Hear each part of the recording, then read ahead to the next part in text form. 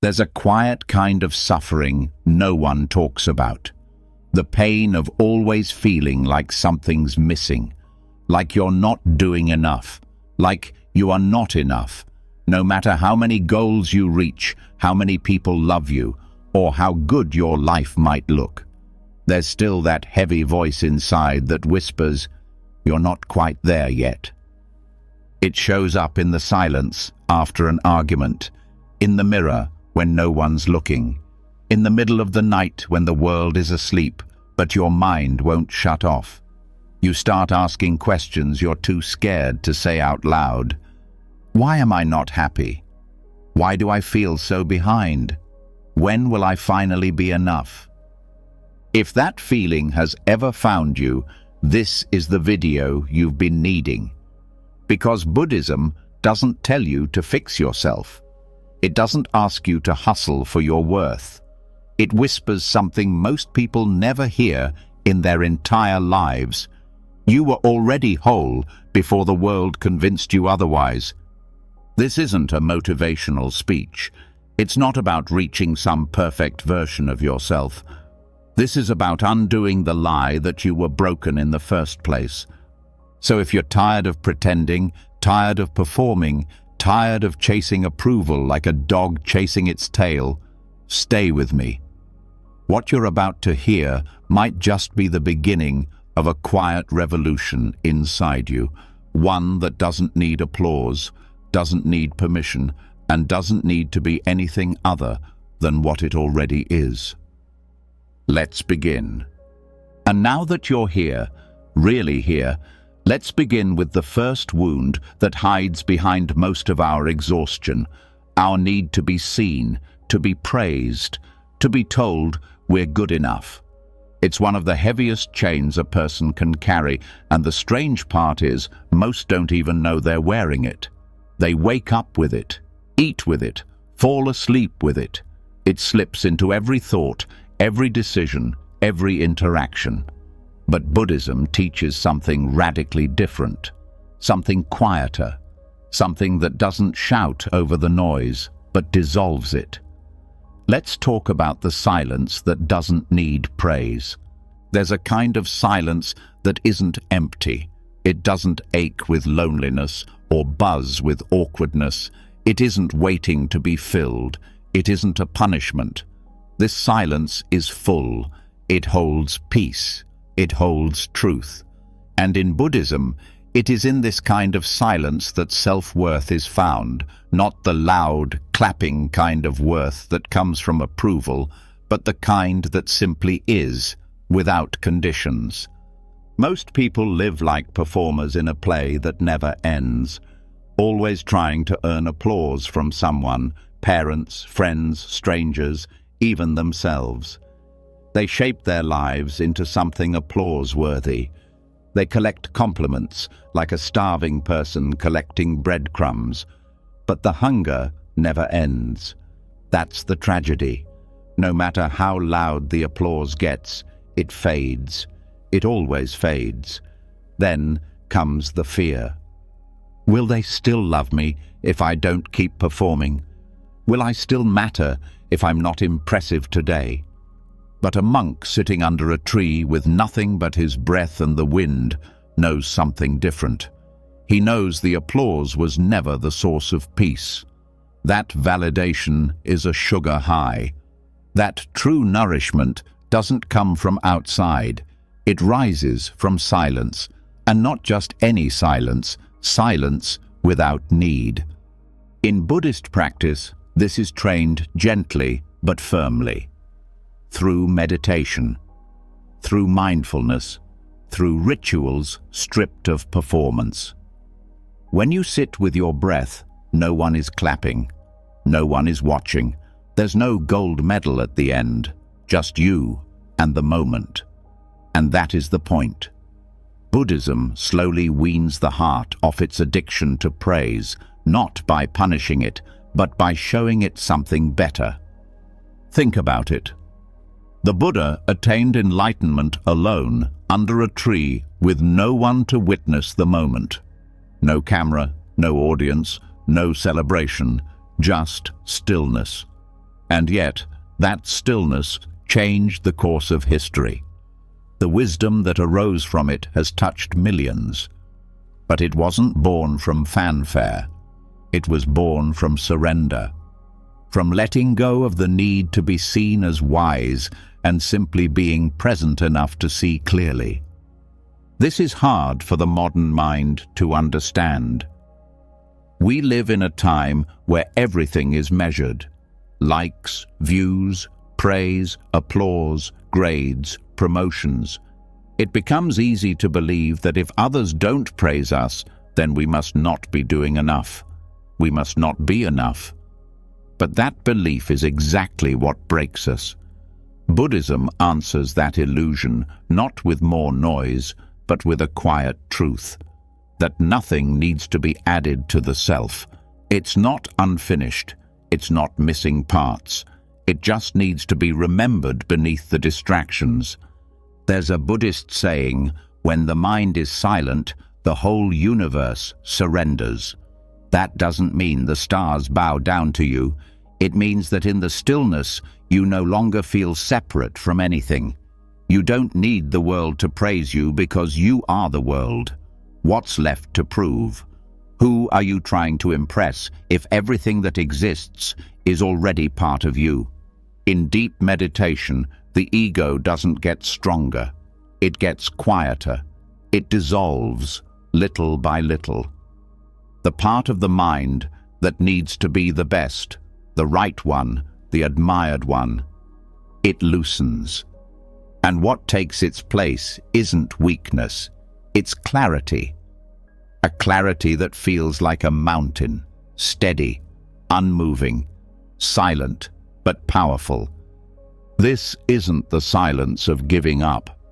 It's not hiding. It's not apathy. It's peace that no longer needs to be earned. And it scares people because it can't be controlled. You can't manipulate someone who doesn't need your approval. You can't sell self-worth to someone who's already found it inside. That's why the world pushes so hard, because true peace is dangerous to those who profit from insecurity. Monks are often seen as calm, almost untouchable. But that calm didn't come from a perfect life. It came from learning how to stop chasing the applause that was never real to begin with. It came from letting silence speak louder than achievement, from allowing stillness to matter more than recognition. Think about a child playing alone, totally absorbed in their game, not caring who's watching. That's the natural state of enoughness. It gets buried, but it never dies. Buddhist practice is not about becoming something new. It's about returning, unlearning, peeling off the layers of false value until what's left is simple, quiet, undeniable. Self-worth that's built on praise will always crack. It's made of glass. It shatters the moment someone disapproves or ignores or forgets. But self-worth that grows in silence, unseen, unpraised, is made of something stronger. It bends, it weathers storms, but it never breaks. In many monasteries, novice monks sweep the floor every morning, not for praise, not for status, but as a lesson. The dust always returns. The praise always fades. The ego always creeps back in. So, sweep again, not to impress, just to stay clean, just to stay present. That's what makes the silence so powerful. It has nothing to prove. It just is. There's a quiet moment during walking meditation when everything stops mattering. The right pace, the perfect form, the expected result, all gone. Just steps, just the sound of feet touching ground. That's it.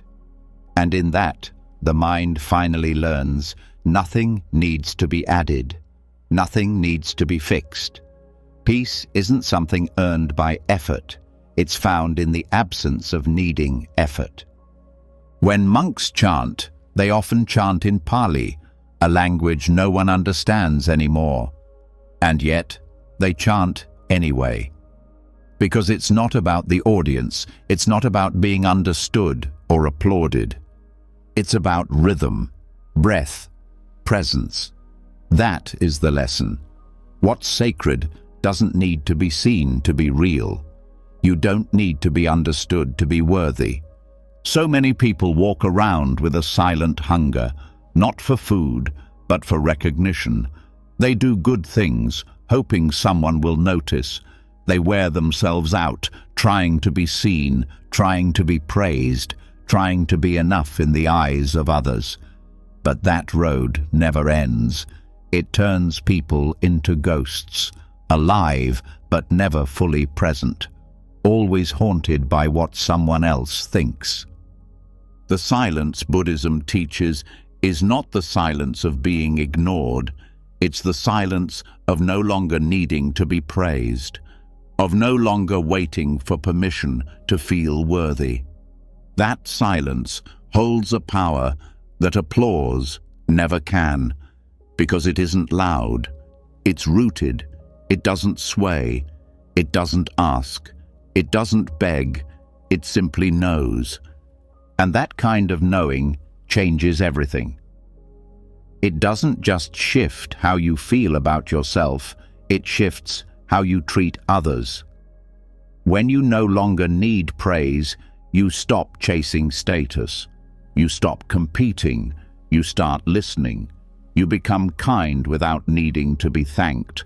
You give without needing to be seen. That's the kind of peace that turns ordinary people into something unshakable. Buddhism doesn't try to fill you with noise. It invites you to sit with your own emptiness until you realize it's not empty at all. It's full of enoughness. But you can't hear that when you're always looking for applause. You can't feel it when you're always performing. That's why monks live simple lives. Not because they hate comfort, but because in simplicity there's no distraction from what's real, from what's always been real. That being here, as you are, without decoration, without performance, is enough, has always been enough. The world will keep trying to sell you worth. It will put it in products, in praise, in comparisons. And every time, Buddhism will whisper the same thing. Don't buy it. Don't chase it. Sit still, breathe, listen, and remember. Because when you stop chasing applause, when you stop needing the world to tell you who you are, something strange and beautiful happens.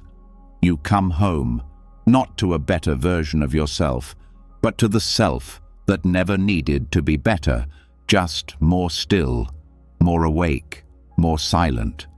That silence is where enoughness lives, not out there, not in someone else's approval, but here, in the breath, in the pause between thoughts, in the space where no praise is needed because nothing is missing. And now that the noise has begun to fade, let's keep walking this path. One step deeper, one breath softer, because the next truth waiting for you may be the one that finally breaks the mirror. And once the silence settles, once the need for praise finally releases its grip, something else starts to tremble beneath the surface. The image. Not the real you, but the version you've spent years polishing. The one built from other people's eyes. The one that lives in the mirror, in selfies, in social media profiles, in how people describe you when you're not in the room. That reflection becomes a prison so easily. And the most dangerous part? You start believing it's you. So now, we go deeper. Not into stillness this time, but into clarity, the kind of clarity that only arrives when you stop believing in the mirror. There's a quiet grief in realizing that you've mistaken a reflection for a self, that every smile you adjusted, every pose you corrected, every opinion you adopted just to be more acceptable was all for a version of you that never truly existed. Not really. It was always just an image, a surface, a projection. Buddhism calls this mistaken identity a form of clinging, grasping onto form, to labels, to masks. The Buddha taught that suffering arises from attachment, and nowhere is this more painfully obvious than in our attachment to who we think we are. That tight grip on the roles we play, daughter, son, achiever, failure, attractive, unwanted, clever, broken. These identities feel like solid ground, but the moment you need them to feel whole, you've already lost the ground beneath your feet. The mirror lies, but it lies in a sweet voice. It flatters sometimes. It praises. It tells you you're good, but only if you look a certain way, only if you sound a certain way, only if you act the way others want you to. That kind of praise is poison dipped in sugar, and we drink it because we're thirsty for belonging. But that sugar wears off fast. Then comes the crash, the shame, the fear, the doubt. That's the trap. Buddhism doesn't fix the mirror.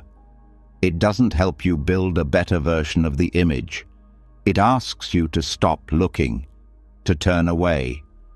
Because the real you, the awareness behind your eyes, has no shape, no color, no name. It cannot be captured by a reflection. The teachings say that identity is like a dream, real enough while it lasts, but it dissolves the moment you wake up. And yet, most people live asleep. They fight to defend a dream self, decorate it, improve it, protect it from cracks, but it still vanishes every night when they close their eyes. Still disappears with every passing year as age steals the hair, the skin, the charm, the wit. What remains? What remains is what was always there: awareness, the watcher, the presence that saw the changes but was never changed. Buddhism calls this the unconditioned, the part of you that does not depend on form to exist. That's what you are, not the reflection, but the space in which the reflection appears. Look at how much suffering comes from chasing appearances. People burn out trying to look successful. They develop eating disorders trying to look thin. They lie just to seem smart, fake happiness just to seem stable. But what if there's nothing wrong with not being impressive? What if the only real damage comes from pretending to be more than human? This is why in Buddhist monasteries, mirrors are rare. Not because monks are against self-care, but because they understand the danger of mistaking the outer frame for the inner truth. A monk may wear the same robe every day for 20 years, and yet his peace deepens because it's not found in what changes, it's found in what doesn't. There is a meditation practice where one looks at their face in the mirror for long periods. At first, you see yourself. Then, slowly, things begin to shift. The face becomes unfamiliar, features warp. You start to feel like a stranger is staring back. That's not a trick of the eyes, it's a glimpse of truth. Because the person you see isn't fixed. It never was. It's a temporary arrangement of flesh and story, one breath away from disappearing. When you're no longer obsessed with the reflection, something surprising happens. You feel free. Free from having to prove yourself. Free from the pressure to maintain an image. You can laugh without checking if your teeth are perfect. You can cry without worrying if someone thinks you're weak. You can speak without rehearsing. You can rest. That's what makes letting go of the mirror so healing. It's not just about physical appearance, it's about every form of performance, every attempt to control how others see you. Because the moment you try to control that, you've given them power over your peace, and that power is too sacred to give away. A Buddhist master once said, "The true face is the one you had before your parents were born." That sounds strange until you feel it. It means the essence of you existed before the world handed you a name, a gender, a role, a story. You existed before the costume, before the mirrors, and you'll exist after them too. In the Zen tradition, there's a saying, "When you meet the Buddha on the road, kill him." It shocks people, but it's not literal. It means that even the idea of the perfect being is a trap. If you think you need to become the Buddha by copying the image of one, you've missed the point. The goal isn't to look enlightened, it's to see through the illusion of needing to become anything at all. In modern life, mirrors are everywhere, not just on walls, but in screens, in comments, in comparisons. Every social media platform is a gallery of mirrors, and most people are stuck inside them, like a hall of warped reflections, trying to find one that finally makes them feel good enough. But Buddhism asks, why are you looking outward to find what's already inside? When you stop chasing the reflection, the energy that went into performance flows into presence. You become real again, not polished, not perfect, just real. And that realness carries a weightlessness you forgot was possible. You don't have to prove anything anymore. You just live. Speak when there's something to say. Be quiet when there's not. Smile when the heart moves. Rest when the body asks. No extra layers, no costume changes, no audience. And even when you make mistakes, which you will, you don't fall apart. Because your worth was never tied to your image. It was never built on flawless behavior or constant beauty. You were never the reflection. So the cracks no longer scare you. They remind you you're not the mirror. You never were. This is why monks laugh easily, why their presence feels light. Because they don't walk around defending a fragile identity. They don't need to. Their peace isn't held together by compliments. Their worth doesn't rise or fall with appearances. It flows from a deeper place. The place that doesn't move when life changes. The place that stays whole even when everything else falls apart. To reach that place doesn't require becoming someone else. It requires subtracting, unlearning, dropping the filters, turning away from the glass, and trusting that what you find underneath all that noise is already enough, already complete. So the next time you look in the mirror, pause. Don't rush to judge. Don't reach to fix. Just look. Then look behind the eyes, behind the smile, behind the features. See what's looking. That's you. Not the face, not the expression, not the reputation, not the name. Just the seeing itself. That's the part Buddhism speaks to. That's the part that doesn't age, doesn't perform, doesn't need makeup or awards or followers. It just is. And the more time you spend there, the less interest you'll have in impressing anyone ever again. Because why chase a reflection when you could rest in what's real?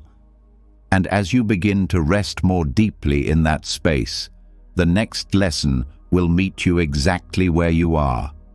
Not in what you wear or what you do, but in what you already are, even in silence, even in rags. And once the mirror cracks and you stop chasing the image, something else starts to lose its grip too. The need to look important, to dress your life in achievement, to decorate yourself in symbols, roles, and labels just to feel valid. But once the reflection loses its power, so do the costumes.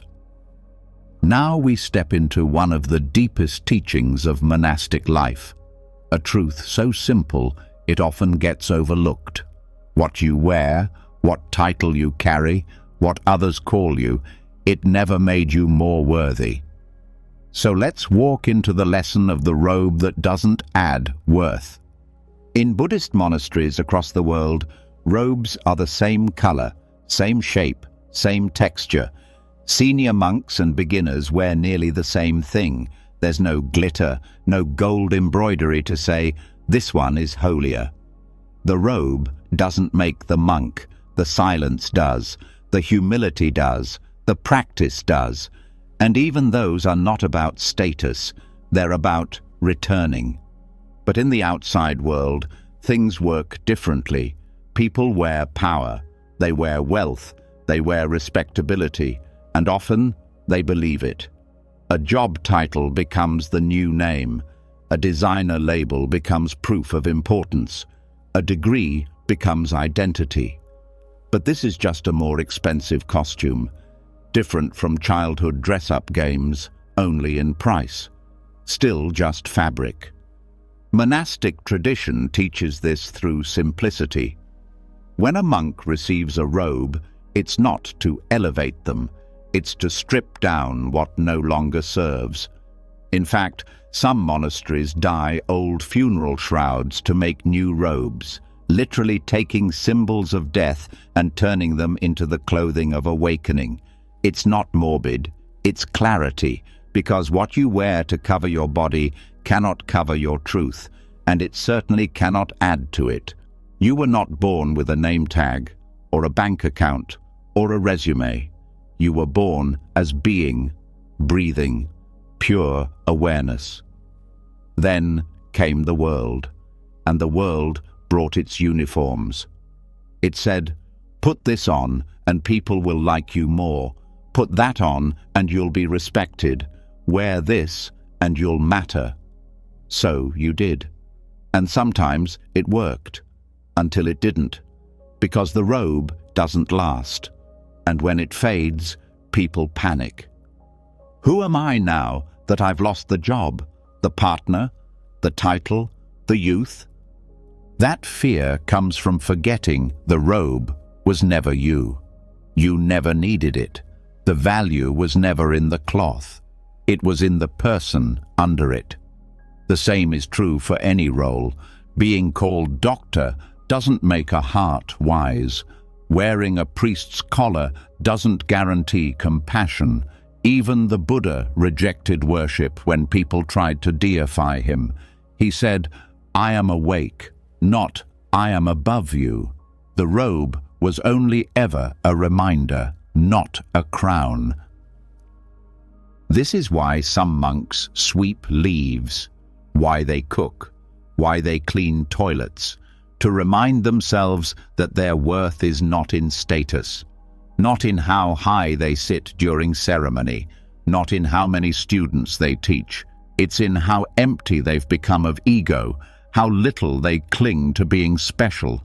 And this, ironically, is where true dignity comes from not needing dignity at all, from being so grounded, so inwardly full that no recognition is needed, no robe, no rank, just presence.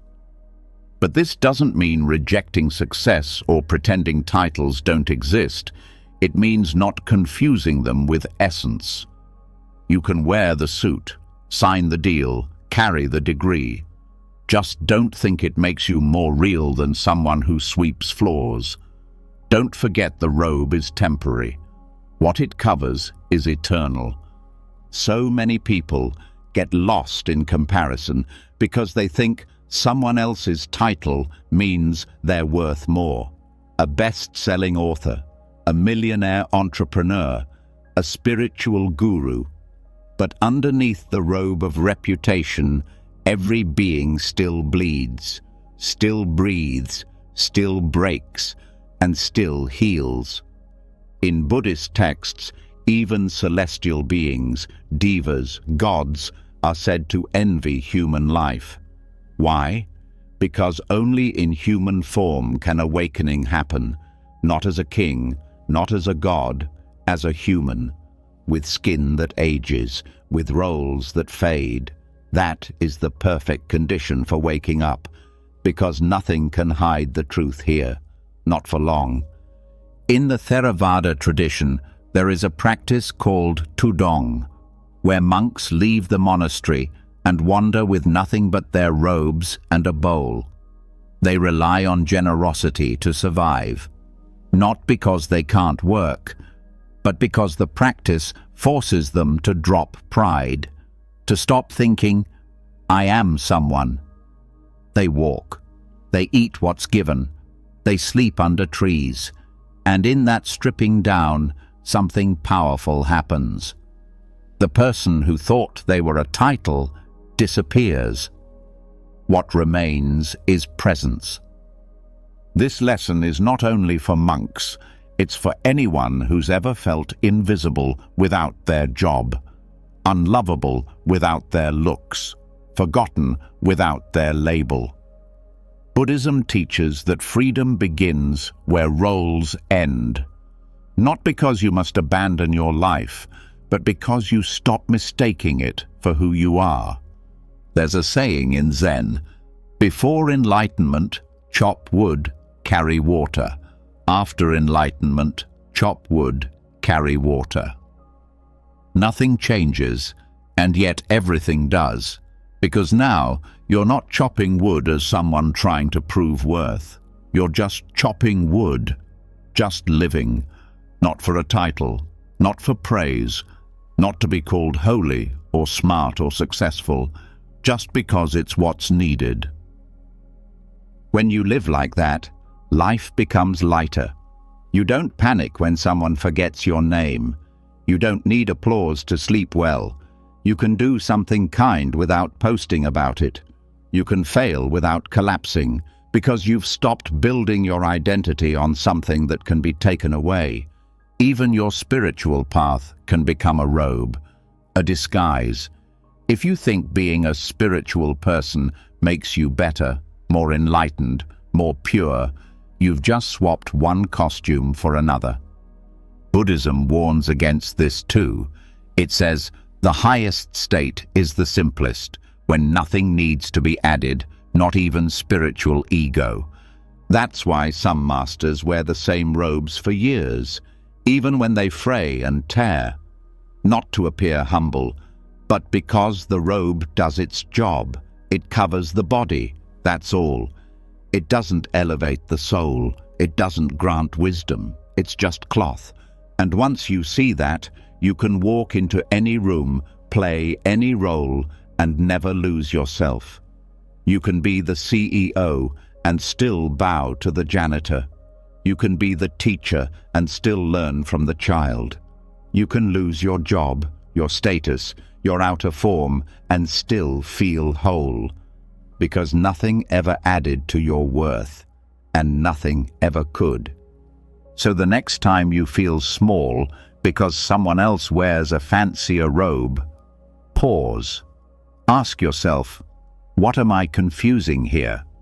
Am I seeing their being or just their costume? And what part of me still believes I need a costume too? Because the freedom you're seeking is not found in upgrading the robe. It's found in letting go of the need for one at all. And that kind of freedom, that kind of invisible robe, it never fades, never stains, never needs to be replaced. Now let's keep going. There's a deeper layer of this path waiting just beneath the surface, and it's growing, quietly, without applause, without needing to be seen, just like bamboo. And once the robe loses its weight, once the title is no longer mistaken for truth, what remains is something quieter, something more rooted, a kind of growth that isn't loud, isn't flashy, and doesn't ask to be noticed. It doesn't walk into a room trying to impress. It doesn't need followers, applause, or a platform. It just grows, deeply, silently, unshaken. This is where the next lesson lives, in the slow rise of something most people ignore, the bamboo that grows without applause. The story of bamboo is not just botanical, it's spiritual. For years after it's planted, bamboo shows almost nothing above ground. It looks like nothing's happening. People pass it by, wondering if it's even alive. But underground, it's preparing, spreading roots, building strength, weaving itself into the soil. Then, one day, when no one expects it, it shoots upward with astonishing speed, some species growing feet in a single day. But that rise was only possible because of what happened in silence, in darkness, beneath the surface. That is the perfect image for what real spiritual growth looks like. The world may not see it. There may be no medals, no recognition, no visible transformation for a long time. But inside, the roots are deepening. A person sits, breathes, forgives, questions, lets go, learns to be kind without reward. And on the outside, it might look like nothing. But inside, foundations are being built. That's how Dharma works. It grows in silence, and when it blooms, it doesn't need to be announced. Bamboo doesn't ask to be praised. It doesn't stop growing because no one's watching. It doesn't compare itself to the flower beside it or the tree across the field. It simply follows its nature, slowly, patiently. And that's the invitation Buddhism gives to every being.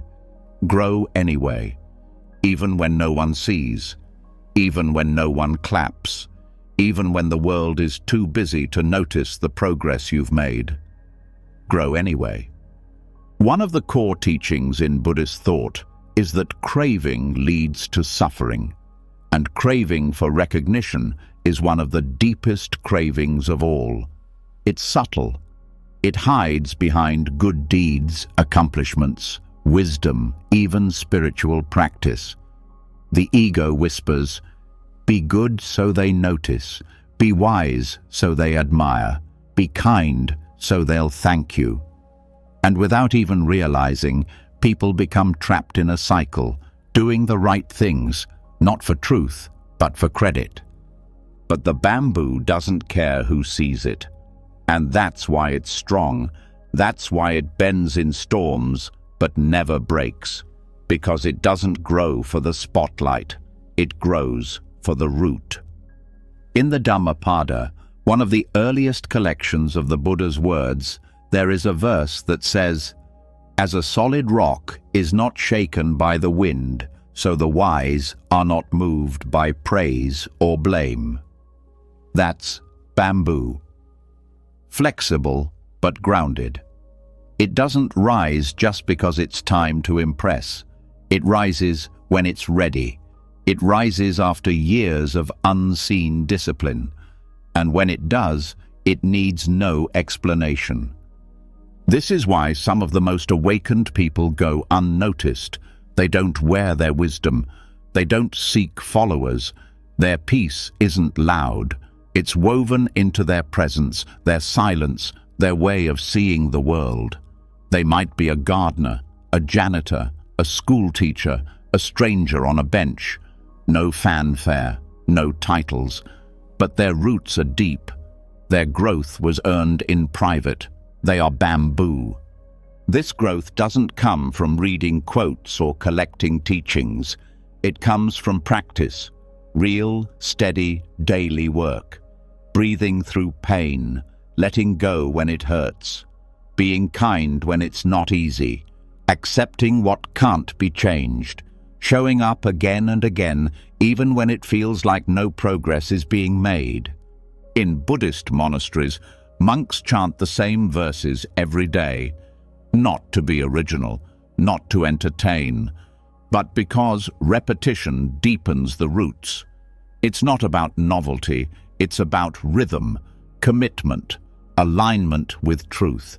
And just like bamboo, that repetition slowly builds strength, not the kind that dominates, but the kind that endures. There's something humbling about watching someone grow in silence. Someone who used to react now listens. Someone who once clung now lets go. Someone who was once angry now offers patience. And when you ask them how they changed, they often can't give you a dramatic answer, because the change didn't happen all at once. It happened slowly, day by day, root by root. Bamboo also teaches something else: emptiness. If you cut open a stalk of bamboo, you find it's hollow. That hollow space is not a flaw. It's what gives bamboo its flexibility, its ability to sway with the wind, to move without snapping, to grow without becoming rigid. In Mahayana Buddhism, emptiness, or Shunyata, is seen not as nothingness, but as openness. Space, the absence of ego, the absence of fixed self. And this is where the metaphor deepens. A person who grows without applause also grows without ego. They become light, resilient, not inflated with pride, not frozen by insecurity. They can bend without breaking, fall without losing dignity, change without fearing loss of identity, because their self isn't built on being seen, it's built on truth. In a world obsessed with speed, bamboo offers another gift: patience. It doesn't rush. It doesn't panic when results don't show right away. It trusts its process. And that kind of trust is rare today. People want instant transformation, instant healing, instant purpose. But deep change never happens in haste.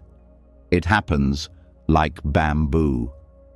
Slowly, quietly, hidden until it's strong enough to rise. That kind of growth won't go viral. It won't get a standing ovation, but it will change your life.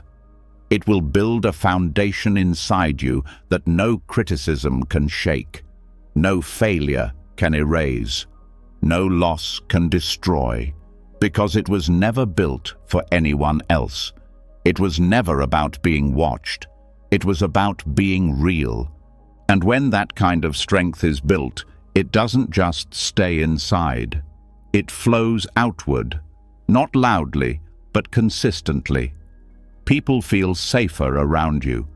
Your words carry weight, not because they're loud, but because they come from depth. You don't need to convince anyone anymore. You simply are. That's enough. There's a saying in Zen, "Let your actions be silent teachings." That's bamboo. No big speeches, no billboards, just presence, just being. And slowly, others around you begin to shift, not because you told them to, but because your quiet strength reminded them of their own. This is the invitation Buddhism gives. Grow without noise. Cultivate depth without needing display. Let your roots be deeper than your branches are visible.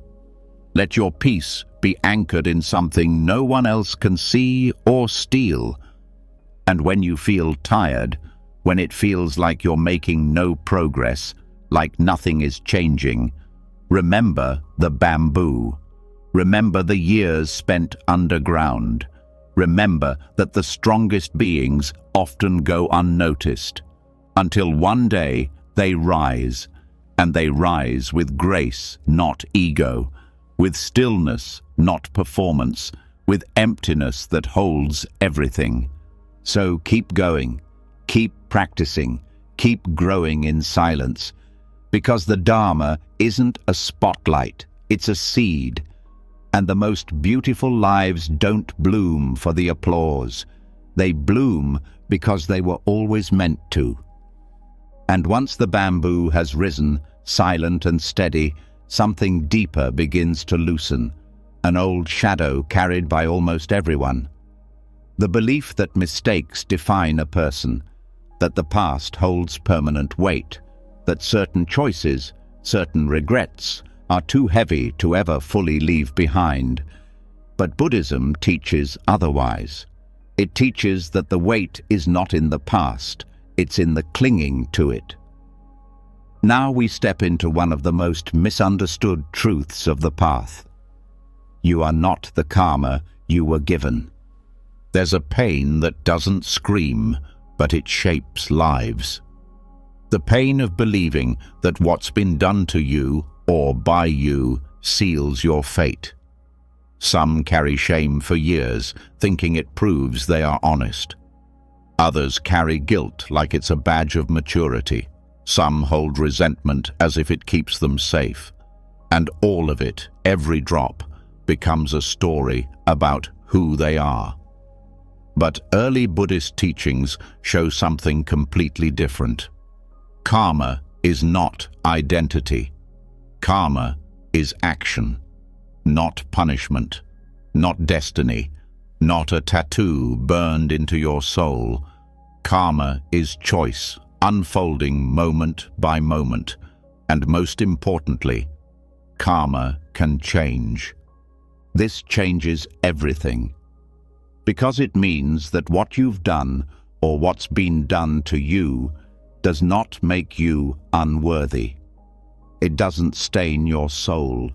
It doesn't decide who you are forever. You may have carried it like a scar, repeated it like a story, feared it like a curse. But that story can stop. Not by erasing the past, but by waking up in the present. The Pali word karma literally means action. Not result, not punishment, not fate, action. The Buddha taught that every moment of awareness is a new beginning, a new direction. What matters is not what came before, but how fully you show up now. You are not dragging a life sentence, you are holding a steering wheel. But here's the hard part. People often find comfort in thinking the past defines them. It gives pain a place. It gives failure a script. This is who I am because of what happened. This is all I deserve because of what I did. The identity becomes heavy, but it also becomes familiar. And Buddhism gently, persistently breaks that illusion apart. You are not your memories. You are not your worst day. You are not the harm others projected onto you. You are not the harm you once caused in ignorance. You are the awareness seeing it all now. The ability to choose differently today, that's who you are. Not the echoes, not the bruises, not the regrets. The Buddha didn't teach perfection. He taught liberation through understanding. He didn't say, become flawless. He said, see clearly. And what you'll see when you look with clear eyes is this: no karma is final. No past has the authority to define your present unless you give it permission. And if someone told you otherwise, if a voice in your life said, you'll never change, or you'll always be this way, they were wrong, not just spiritually, but factually. Because even the most basic teachings in Buddhist psychology show that the mind is always changing. Thoughts change, emotions shift, patterns unravel. And with each moment of awareness, the future bends.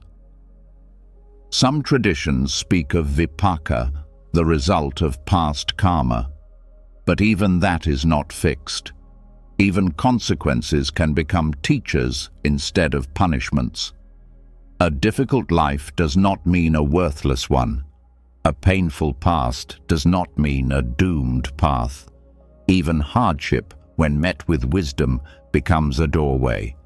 There are countless stories in the Buddhist canon of murderers, thieves, and cruel kings who became monks, teachers, enlightened ones.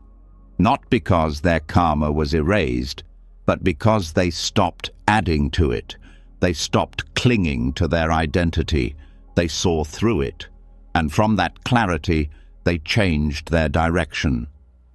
The story of Angulimala is one of the most powerful. He was a feared killer. But when he met the Buddha, something cracked open in him. He laid down his weapon, became a monk, and was later known not for his crimes, but for his peace. People still judged him. They didn't believe he could change. But the Buddha did, because the Buddha didn't see a criminal. He saw potential, the same potential that lives in everyone, waiting to be uncovered. You are not the karma you inherited from your family, not the trauma passed down, not the beliefs they gave you. You are not the mistakes of your past self, not the actions born from fear, confusion, pain. Those may have shaped you, but they are not you. They are conditions. You are the one who now chooses how to meet them. When awareness meets karma, something extraordinary happens. It stops being a weight and starts becoming a teacher. A broken pattern becomes a chance to respond instead of repeat. A painful memory becomes an opportunity to soften, not harden. A mistake becomes a moment of humility, not shame. That is transformation. That is what Buddhism offers. Not a fresh start by erasing the past, but a deep, honest start by seeing it clearly and stepping forward anyway. There's a line in the suttas that says, "Just as a storm cannot move a mountain, the wise are not moved by praise or blame." You don't become wise by avoiding storms. You become wise by seeing through the storm, realizing you are not the weather of your past, but the mountain of your awareness. And when that awareness is steady, the past stops controlling the present. You no longer make decisions based on guilt. You don't react from old wounds. You don't need to keep punishing yourself to prove you've changed. You simply stop repeating. That's the real power. Not to be perfect, but to be free. Some carry karma like a secret scar, convinced they must carry it alone. But in the Sangha, the spiritual community, this belief is gently dismantled. Everyone is carrying something. Everyone has regrets, old pain, moments of blindness, but they are not barriers. They are the raw material of compassion.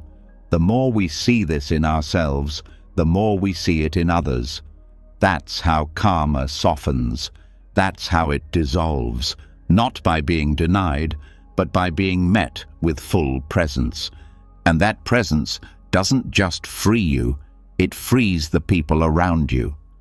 Because when you stop identifying with your past, you also stop reducing others to theirs. You start seeing people not as what they've done, but as what they're capable of becoming. That's not idealism. That's wisdom. This shift, seeing karma as unfolding action rather than identity, is one of the greatest medicines Buddhism has to offer.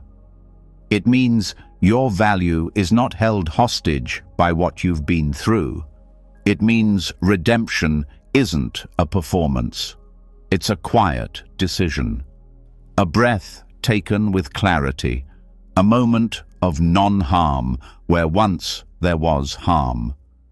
Even if no one else believes you've changed, even if no one sees the effort you've made, that doesn't diminish its truth. Growth is not measured by applause. It's measured by what you stop doing, what you no longer feed, what you refuse to repeat. That invisible work is the most powerful karma of all. You may not be able to change what you've done, but you can change how you meet it now. You can offer it compassion. You can use it as fuel for tenderness. You can use it to guide others. That's how karma becomes a path, not a prison. So the next time shame rises like a wave, trying to convince you you're unworthy, pause, feel it, bow to it. Then let it pass. Don't argue, don't believe it. Just return to the breath, the now, the stillness that no past can touch. Because you are not the karma you were given. You are not the labels others placed on you.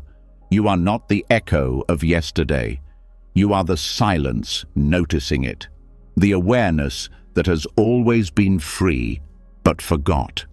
The moment you remember, the moment you stop feeding the story, everything changes. And now that this weight has been lifted, now that the past has loosened its grip, we move to an even subtler truth. The body, the breath, the present form of you, it does not need to be improved. It is already enough. The breath itself, as it is right now, is already whole. And when the grip of the past loosens, when the weight of karma no longer defines your value, what remains is something shockingly simple. The breath, not a concept, not a metaphor, just the quiet, ordinary rhythm keeping you alive. The very thing you've done every moment since birth, often unnoticed, often judged, often interfered with. And now it comes into focus, not as something to fix, but as something to trust. This is where we meet the truth behind it all, the breath that needs no improvement. There is a soft wisdom in the breath that people spend their whole lives trying to find in louder places. But the breath never once asked for praise, never demanded your attention. It just kept going, through joy, through heartbreak, through shame, through awakening. It was there before you knew what self-worth meant, and it will be there when all your concepts fall apart. And what's most miraculous, it never asked you to change it, not once. In Buddhist practice, the breath is sacred, not because it's special, but because it's always here. It doesn't need to be edited. It doesn't need to be spiritualized. It only needs to be seen, felt, trusted. And for many, this is the first real act of peace, allowing the body to breathe exactly as it does, not controlling it, not upgrading it, just being with it, like an old friend you forgot you had. People are conditioned to believe that peace is something they must achieve, something earned through control, perfection, discipline. But Buddhism turns that idea inside out. It teaches that the path begins when you stop trying to fix what isn't broken. When you sit still, notice the inhale, the exhale, and finally, let it be enough. There's no prize for the deepest breath, no punishment for the shallow one. Both are valid, both are real, both pass. This is what makes breath the ultimate teacher. It reflects the truth of impermanence, of sufficiency, of effortless being. And in that reflection, the idea that you must become worthy starts to collapse. The body doesn't require your criticism. The breath doesn't need your approval. Your chest rises and falls, not because you deserve it, but because life decided you should still be here. You don't earn each breath with your performance. You receive it as a gift. And once that truth lands in the heart, even the most anxious mind begins to soften. Breathing has always been the most intimate experience of presence. It happens before thought, beneath thought, beyond thought, and it never lies. A calm breath doesn't fake peace. A shaky breath doesn't pretend. It simply reflects. It shows you what is. And in Buddhism, that honesty is everything. To meet the breath as it is, without changing it, is to meet yourself without judgment. Meditation is often misunderstood. People think they need to force the breath into stillness, to breathe like a monk, to quiet the body as if it were misbehaving. But that approach only creates more tension. The breath is not a tool to beat yourself into silence. It's a doorway to acceptance. It's the only thing you need to return to over and over. And with each return, the idea that you are not enough starts to fade. In the Anapanasati Sutta, the Buddha taught mindfulness of breathing not as a technique for the elite, but as a homecoming, a refuge, a way to train the mind without violence. The breath doesn't argue. It doesn't resist. It receives attention with open arms. Whether you're crying or laughing, broken or blooming, it stays. It adapts. It doesn't judge your emotional weather, it simply moves. Think of how often the body has been blamed for not looking a certain way, for not aging slower, for reacting to stress, for needing rest. And yet, the breath remains faithful. It doesn't stop because you're upset. It doesn't hold back because you're ungrateful. It keeps going. That's what makes it holy.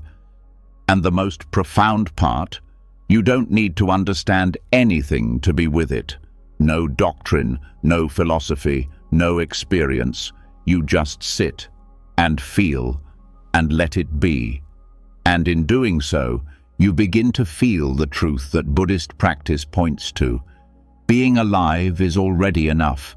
The breath is the anti-perfection. It doesn't strive. It doesn't seek. It doesn't compete. It just flows. This is the lesson the world has forgotten. In a culture that teaches endless self-improvement, the breath teaches self-permission. Permission to be flawed, to be unfinished, to be human. Not tomorrow, not when healed, now. And this isn't passivity. It's not about giving up. It's about starting from peace instead of chasing it. You don't have to change your breath to be present. You don't have to upgrade your emotions to be spiritual. You just have to return, again and again. And in that return, the war inside ends. In monastic life, there are entire days dedicated to breath awareness, not as a retreat, but as a discipline of gentleness, a commitment to not pushing, a vow to stop running. And in that space, monks discover something revolutionary. The body is not an obstacle, it's a teacher, not because it's perfect, but because it's alive. Every exhale is a letting go. Every inhale is a receiving. Nothing is hoarded. Nothing is forced. That's what makes the breath a model of generosity, a model of trust. It gives and releases with no resistance. And slowly, by watching it, the heart begins to learn how to do the same. You don't need to fix your breath before it can heal you. You don't need to control it for it to guide you. You just need to stop fighting it. And in that surrender, peace emerges. Not as a reward, but as your original state, rediscovered. Many people have been told their bodies are not good enough, not strong enough, not beautiful enough, not calm enough. But Buddhism doesn't see it that way. It teaches that the body, just as it is the vehicle to awakening, not in spite of its imperfections, but because of them. The breath reminds you that life is not a performance. It's a rhythm. And every time you return to it, without manipulation, you step out of your mind and into the present. And the present is always enough. That's not a poetic line. It's a truth that can be touched, felt, breathed. When your breath shortens in fear, it's not failing, it's informing. When it deepens in calm, it's not boasting, it's reflecting.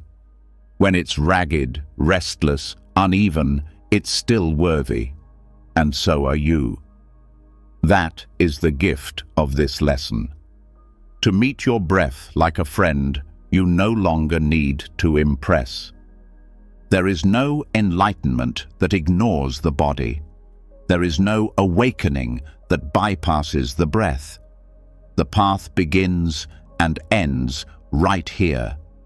In the inhale that needs no upgrade. In the exhale that asks nothing in return. In the space between that contains everything, including you. So, as you sit, or lie, or walk, let the breath be your anchor. Let it teach you how to stay, how to soften, how to be with yourself without needing to earn your own presence. That is the quiet revolution Buddhism offers, to breathe as you are and to know that is enough. And once the breath is seen as complete, once the body no longer needs to be improved for peace to exist, another illusion begins to collapse. The idea that pain, failure, self-doubt, or even the belief of being not enough is somehow permanent. But permanence in Buddhism is the grandest lie of all, because now we step into the vast truth that breaks every chain and fear the mind clings to. This is where it becomes clear. Samsara never had the final word. Samsara is not a place. It's not hellfire or punishment or even an external force. It is the endless cycle of grasping, becoming, resisting, and forgetting. The constant birth and death of moods, identities, dreams, and wounds. It is the loop of believing that what hurts now will always hurt. That who we are in our lowest moment is who we must always be. And this illusion is not just exhausting, it's cruel. But the moment it's seen clearly, the entire shape of life begins to shift.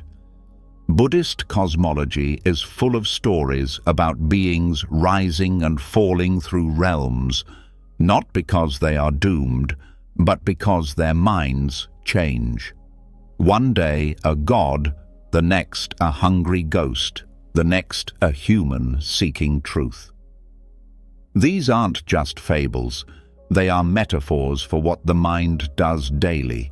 You wake up joyful, collapse by noon, rise again by evening. Your sense of self dies and is reborn 1,000 times a week. And yet, somewhere inside, you still believe you're stuck. But you're not. Not in the feeling, not in the label, not in the version of yourself that once struggled to breathe through shame. Because no identity lasts, no suffering is eternal. No karma locks the doors forever. What keeps the wheel of samsara spinning is not fate, it's attachment. The refusal to let the moment pass, the clinging to what should be, the resistance to what is. And once that clinging is loosened, samsara loses its grip. This is why the Buddha didn't talk about fixing life. He talked about waking up from it, seeing it for what it is, a dream of permanence built on ever-shifting ground. The body changes, the mind changes, the seasons change. Even your worst habits shift with enough awareness. So why would not being enough be the one thing that stays. The truth is, it never stayed. It only returned because it was fed with thought, with memory, with repetition. But it is not who you are. It's a visitor. Samsara is full of visitors. Some carry shame, some carry pride, some carry despair. But they all come to pass. They all dissolve the moment presence returns. That's why, in Buddhist practice, nothing is labeled as forever. Even enlightenment is not seen as a fixed status. It is a living, breathing awareness that must be maintained. Just like breath, just like kindness, just like letting go. You don't arrive and stop. You remain awake by continuing to release. This is why the lie of not being enough can never be true, because it is based on a frozen image of yourself, and nothing in life is frozen. You've already changed since this sentence began. The mind moved, the breath shifted, awareness flickered. What you were 5 minutes ago no longer exists. That means you are not stuck. You never were. And that truth alone is liberating. The worst moment of your life is not your identity. The most broken version of you is not your core. They are pages in a story, not the final line. Samsara is a wheel, yes, but every wheel turns. Nothing stays at the bottom, not forever. When you believe you are trapped, it's not because the trap is real. It's because the mind has mistaken a passing state for a permanent prison. But states pass, emotions fade, stories change. You've seen this 1,000 times. One day you felt hopeless. Then someone said a kind word and something shifted. That's samsara cracking open. That's the illusion showing its weakness. You are not cursed. You are not broken beyond repair. You are experiencing impermanence dressed as identity. And the moment you see that clearly, the chains fall off. You stop asking, "Will I always be this way?" and start asking, "What is here now?" That's freedom, not escape, not perfection, presence. In some Buddhist stories, even Mara, the tempter, the deceiver, visits the Buddha long after enlightenment. But the Buddha doesn't run, he doesn't panic. He says, "I see you, Mara," and Mara leaves.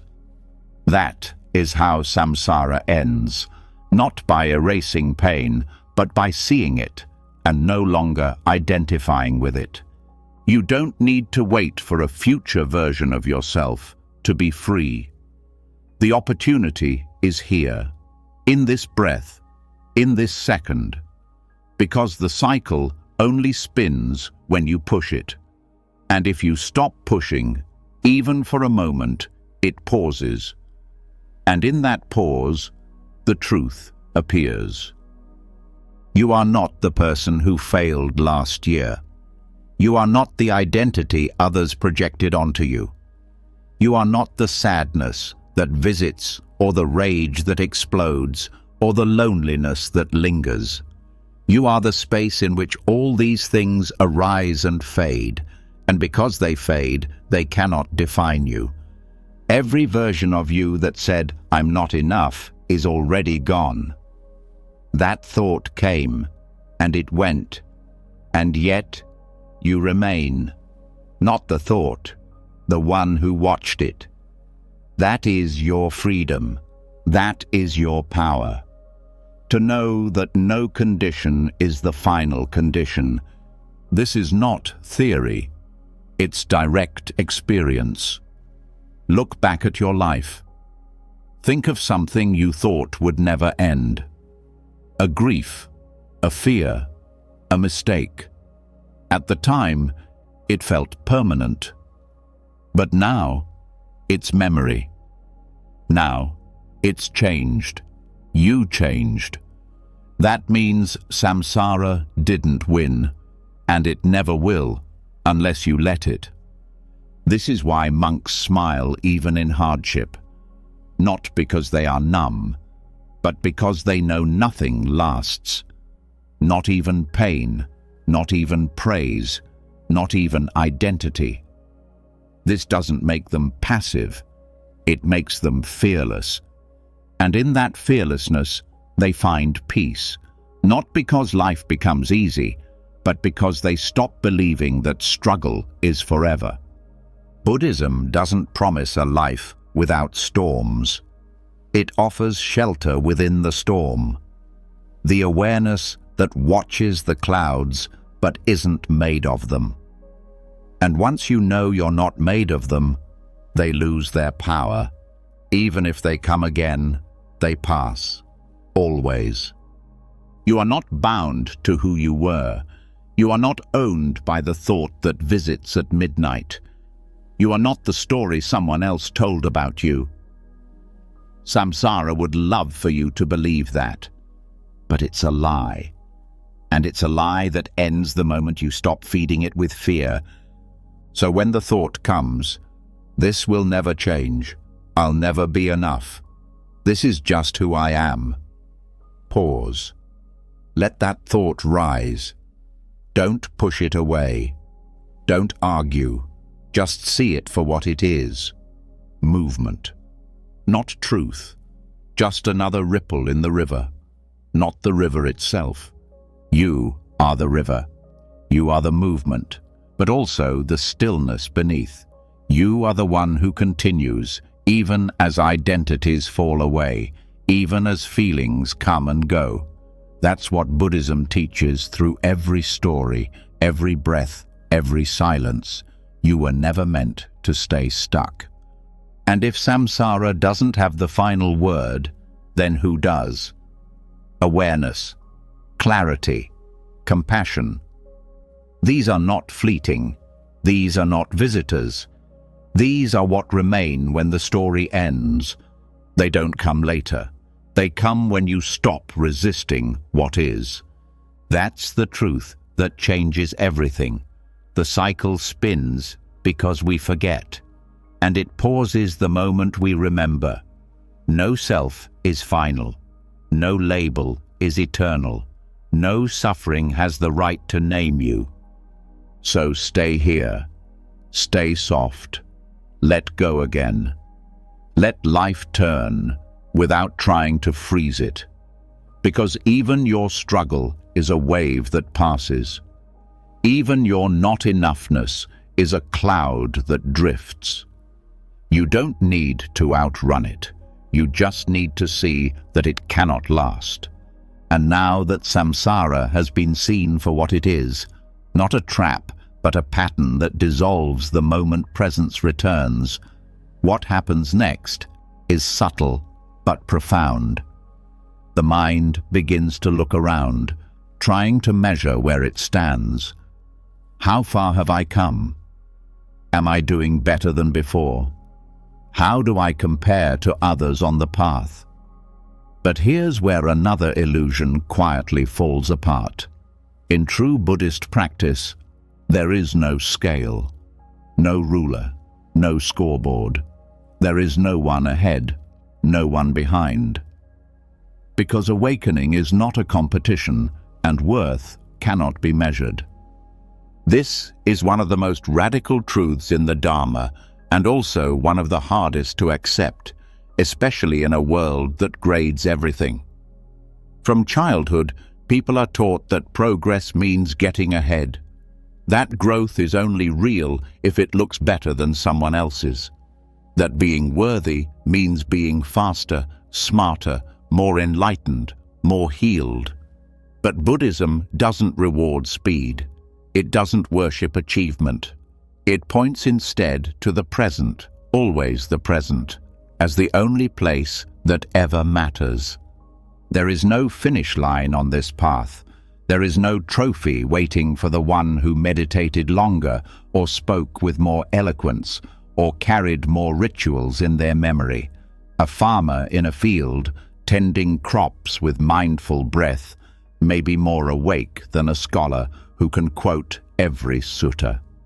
A child who forgives may be wiser than a monk who clings to knowledge.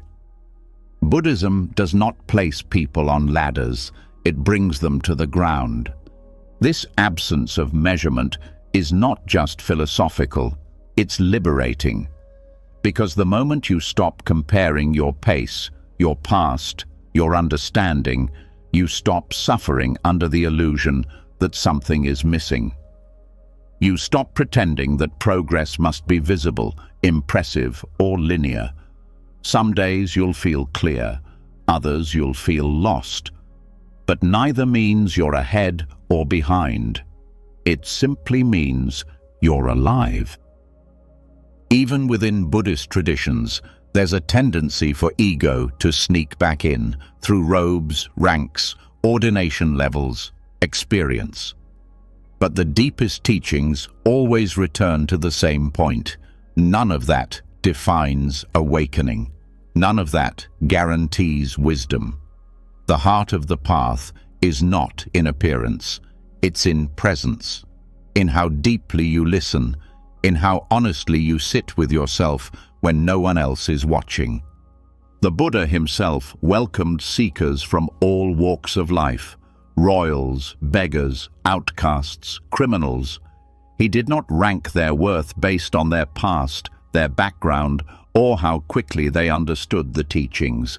He met each person where they were. Some awakened quickly, others took years, some fell and rose again. There was no shame in that, because time was never the point. The point was awareness. Think of how many people give up because they believe they're falling behind. I'm not as mindful as I should be. I still get angry. Other people seem so at peace. What's wrong with me? But these thoughts are not signs of failure. They're signs of being human. And Buddhism doesn't ask you to become anything other than that. It simply asks you to see clearly. And comparison always clouds that clarity. There is no spiritual race, no enlightenment leaderboard, no invisible judge tallying your moments of stillness. The mind craves those things because it wants control. It wants to know it's winning. But the soul doesn't need to win. It only needs to return. This is why some of the most awakened people seem so ordinary. They don't glow with cosmic power. They don't speak in riddles. They sweep floors. They smile at dogs. They sit quietly when the room is loud. They are not impressive in the way the world defines it, but their peace is contagious. And it's not because they've reached the top. It's because they stopped climbing. When measurement disappears, something else takes its place. Compassion. You no longer see others as competitors. You don't feel envious when someone else has a breakthrough. You don't feel superior when someone else struggles. You start to see every person as a mirror of yourself, on their own path, in their own time, and the pressure melts away. This is the gift of the Dharma, a path where value is not earned, it is revealed. Slowly, gently, without a ruler in sight. You're not here to be faster, you're here to be free. And that freedom begins the moment you let go of needing to be further than you are. Some practitioners progress quickly in one area but struggle in another. Some face emotional storms for years. Others open like a flower overnight. Neither path is better. Both are complete. Both are alive. Growth is not a straight line. It's a spiral. It loops. It returns. It unfolds like a lotus, petal by petal, at its own pace. Even the idea of being on the path is a metaphor. In truth, there's nowhere to go, no destination, just deeper presence, just more honesty, just more softening. The path doesn't lead away from yourself, it leads into yourself. And no one can be ahead of you in that, because no one else is you.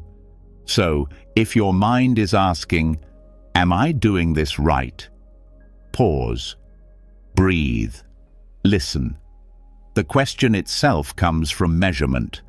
But your worth is not in your pace, not in your clarity, not in your stillness. It's in your being. And that being has never been behind, never been too late, never been not enough. There's a story of a monk who was always the last to understand the teachings. Others laughed. Some pitied him. But one day, during a silent sitting, he simply bowed his head and wept. In that moment, something shifted. Not because he had figured something out, but because he had finally let go of needing to. And that letting go opened a door no knowledge ever could. This is the wisdom behind the absence of measurement. The moment you stop trying to prove your worth, it begins to shine on its own. Not through effort, through presence, through not chasing, through sitting exactly where you are and knowing it is enough. You don't need to be further. You don't need to catch up. You don't need to wait for someone to declare you ready. You are not a project. You are not a spiritual resume. You are awareness, becoming aware of itself. And that process has no timeline. This also means there's no point in judging others. Their anger, their confusion, their struggles, they are not delays. They are lessons, necessary ones. The way a seed must crack before it becomes a sprout. You can't skip those stages. You can only meet them with patience. Buddhist practice is not about becoming a better version of someone else. It's about becoming more honest with yourself. And honesty doesn't need to be fast. It needs to be real. And realness blooms best without a finish line. So, when you feel discouraged, when you believe you're falling behind some imagined schedule, ask yourself, who made the schedule? Who decided what behind means? Was it you? Or was it fear, comparison, ego? Because the truth is, no one is ahead. No one is behind. There is no line to race across. Just now, just this. And every breath you take in awareness is the destination itself. And now that the race has dissolved, now that the ruler has been dropped, and the concept of ahead or behind no longer holds weight, what remains is space. But space doesn't mean isolation. It means connection. Once comparison disappears, something unexpected begins to emerge. Belonging, not to an identity, not to a group, but to existence itself. Because the truth is, you were never separate. And this next teaching, drawn from Mahayana tradition, brings that into focus in the most poetic way possible. You are the raindrop, and you belong to the ocean, not because of size or status, but because of nature. There is a loneliness that most people carry quietly. It doesn't always show up as sadness. Sometimes it's hidden under pride, busyness, even spiritual striving. But underneath it all is a whisper. I am alone. That belief shapes so much of how people move through the world. They chase relationships, achievements, recognition, even awakening. Not always because they want to grow, but because they want to feel whole. As if wholeness is something outside, waiting to be earned. But Buddhism offers another view, a deeper one, a softer one that doesn't say, become complete, but rather, you were never separate to begin with. And it teaches this through a simple metaphor, the raindrop and the ocean. A single drop of water may look small, may seem fragile. On its own, it falls, evaporates, disappears. But when it touches the ocean, something profound happens. It doesn't just join the ocean, it was the ocean all along. Its essence is water. Its nature is inseparable from the whole. The separation was never real, just a temporary form. This is how Mahayana Buddhism understands self. Not as a sealed container, but as a wave in a larger body. You are not isolated consciousness. You are consciousness moving through one particular shape for a moment. And when that moment ends, the shape changes, but the essence remains. There was no beginning, no end, just flow. And that changes everything, because if separation was an illusion, then so is unworthiness, so is loneliness, so is the belief that you must earn your place in this world. The raindrop doesn't earn the ocean. It belongs because of what it is. In meditation, this is not just a concept. It's something that can be felt. There are moments when the boundary between self and other disappears, when the breath feels like the wind, when your sadness feels like the earth's grief, when someone else's joy stirs something in you as if it were your own. That's not imagination, that's remembrance, that's your original state peeking through. This is why compassion is so central in Mahayana teachings. Because when you no longer see yourself as separate, harming another becomes unthinkable. Their pain is not distant, their fear is not foreign. It echoes in your bones, and so kindness stops being a moral rule. It becomes the most natural thing in the world, like the ocean caring for its waves. The delusion of separation creates all kinds of suffering. It fuels comparison, jealousy, self-doubt, even hatred.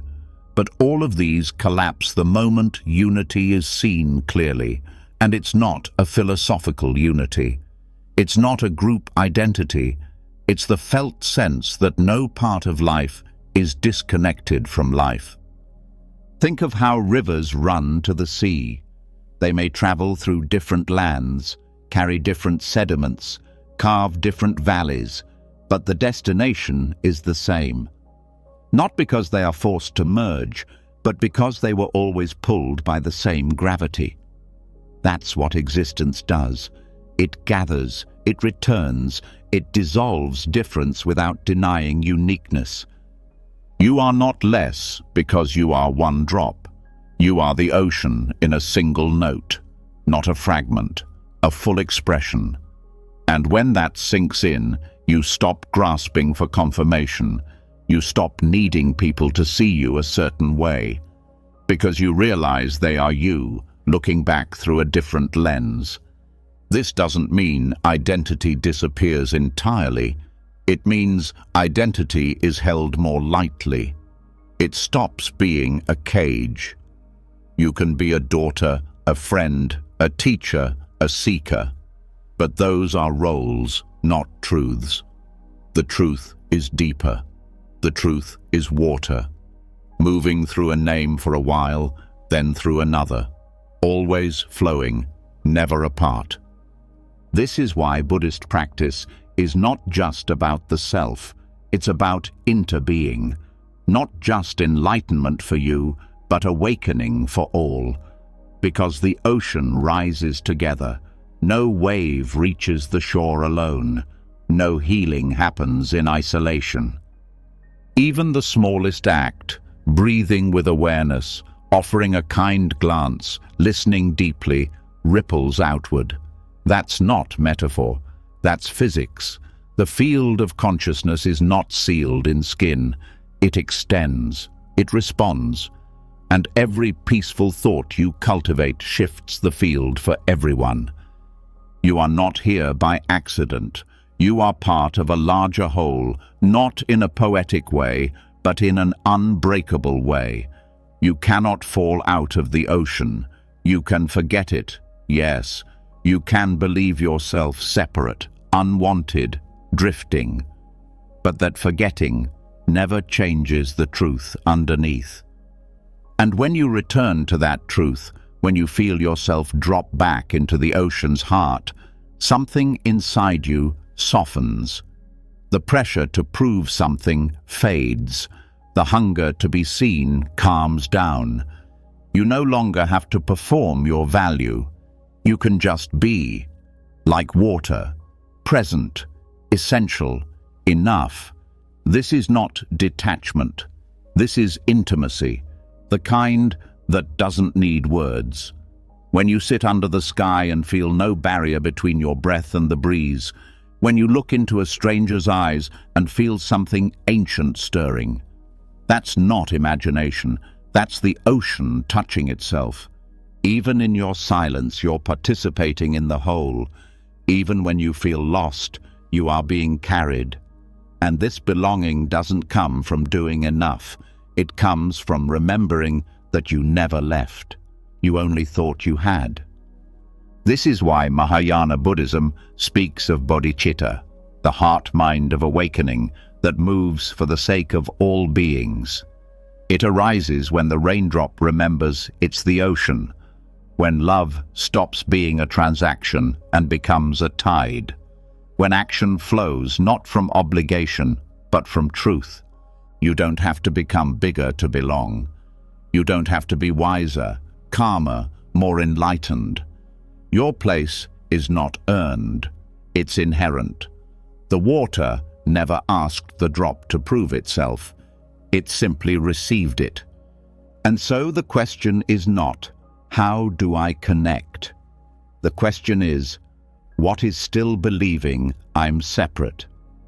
That belief is the final veil, and once it lifts, the sense of lack lifts with it. Because what is the self lacking when it sees there is no outside?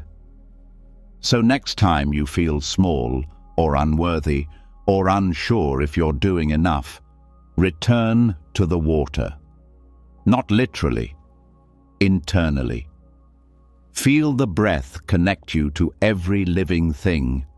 Feel the body that arose from earth and wind. Feel the heart that longs for love, not because it's broken, but because it remembers. You were not made to be perfect. You were made to be part. And that part is not minor, it's sacred. Without your presence, something in the ocean would be missing. That's not flattery, that's truth. And now that it's clear you were never apart from the whole, now that you've remembered your place in the ocean of all things, the mind begins to release its final illusions of value. It no longer asks how big you are, how fast you've grown, how deeply you've been seen. Instead, a new kind of question arises. What am I still clinging to that keeps me from resting in this truth? And there is no better answer than the life of the Buddha himself. The awakened one who slept under trees, wore simple robes, and held nothing, yet lacked nothing. This is where real worth begins to shine, not in what you possess, but in what you no longer need. The Buddha had once been a prince. He had palaces, luxury, servants, fine food, silk sheets. He had every symbol of power the world could offer. And yet he walked away, not out of guilt or shame, but because he saw clearly that none of those things could protect him from sickness, old age, or death. None of them could stop the mind from suffering. They brought comfort, yes, but not peace. And so he left, not to become poor, but to become free. What's often forgotten is how radical this was. To trade royal comfort for wandering in forests, to sleep beneath the stars without walls, to eat only what was offered, to wear robes sewn from discarded cloth. This was not an act of drama.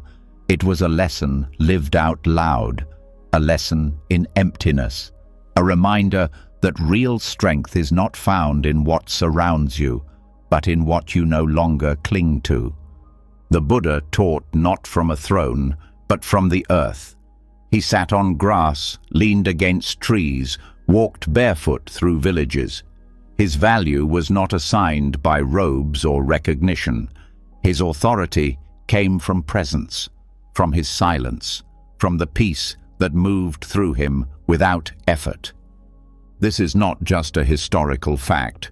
It's a spiritual teaching, one that cuts through the modern lie that worth is visible, that you can see it in status, income, possessions, platforms, influence.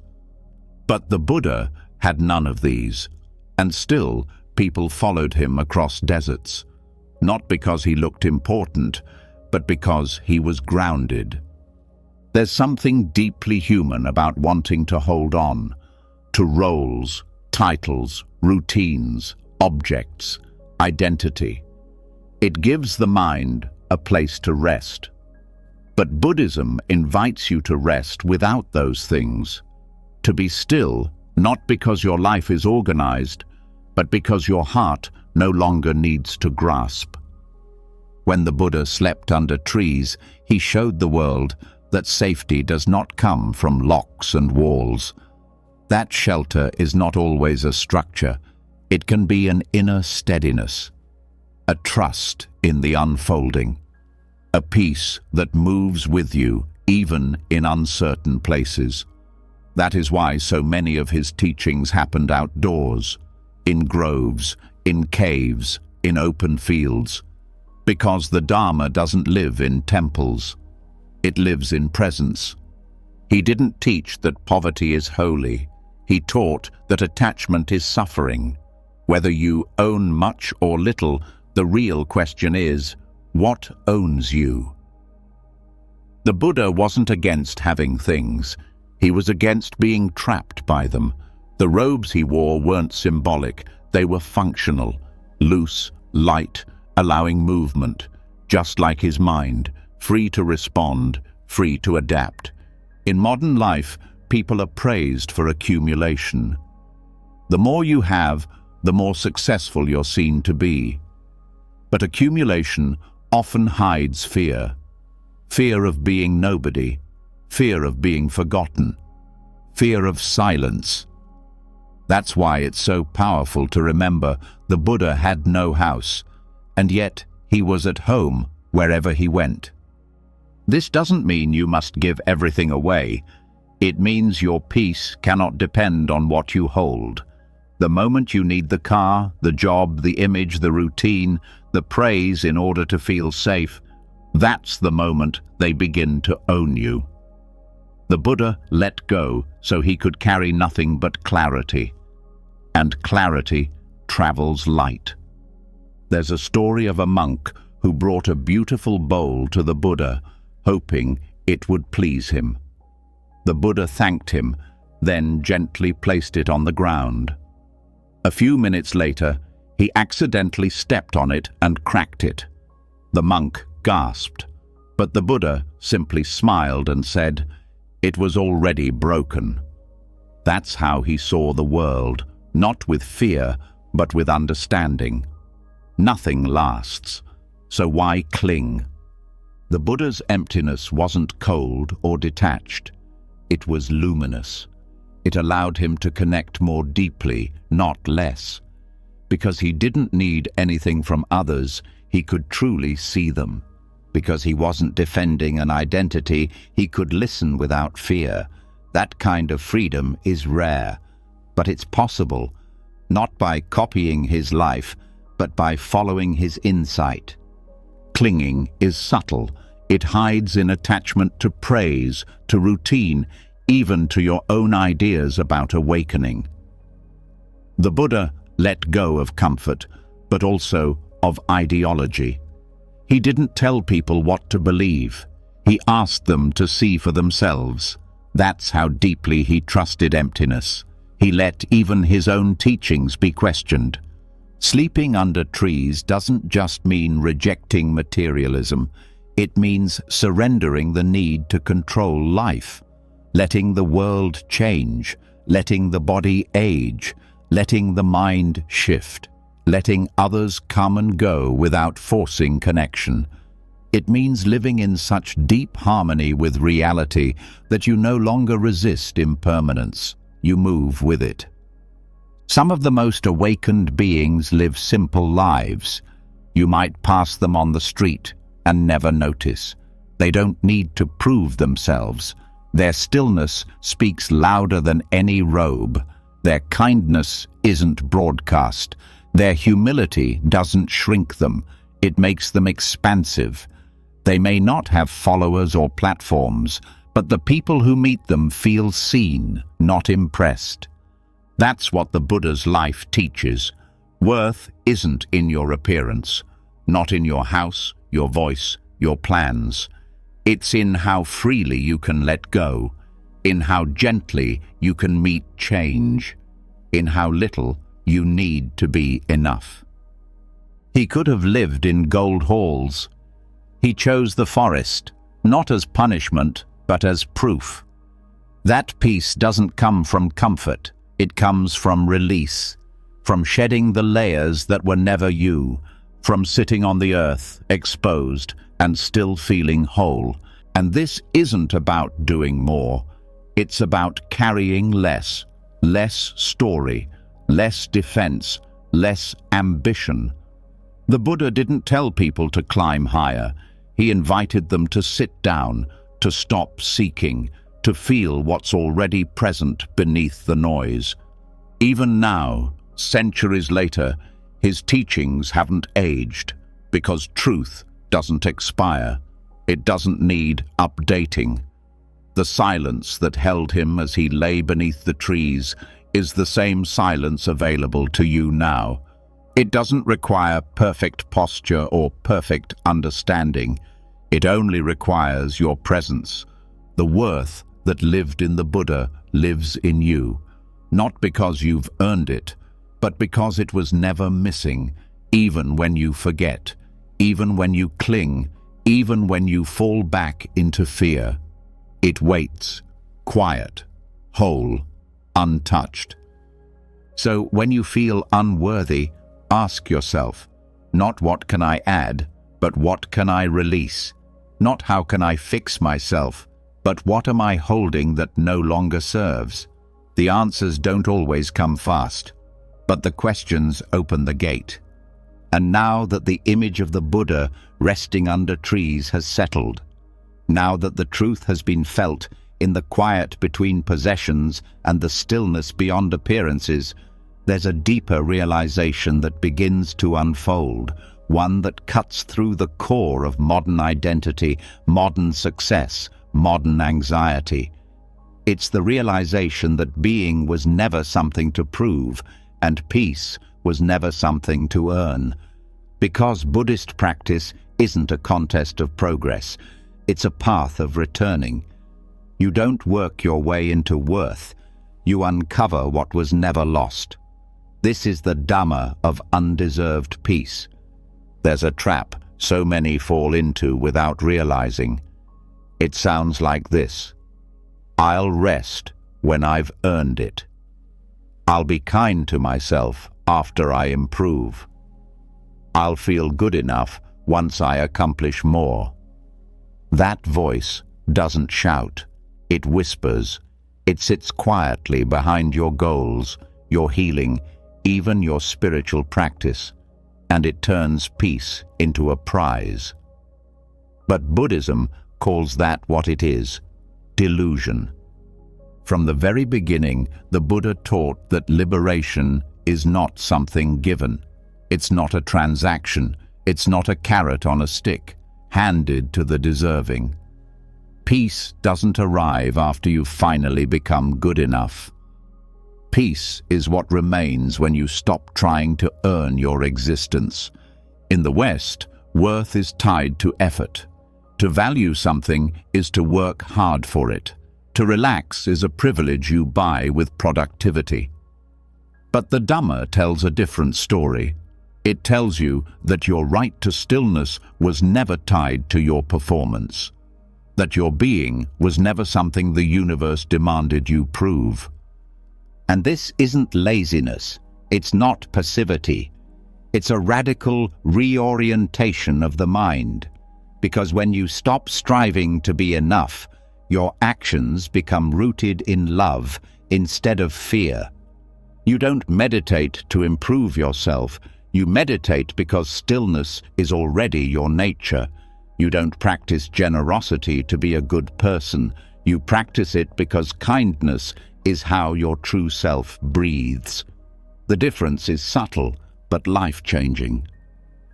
Think of how many people do the right things for the wrong reasons. They speak with compassion while feeling empty inside.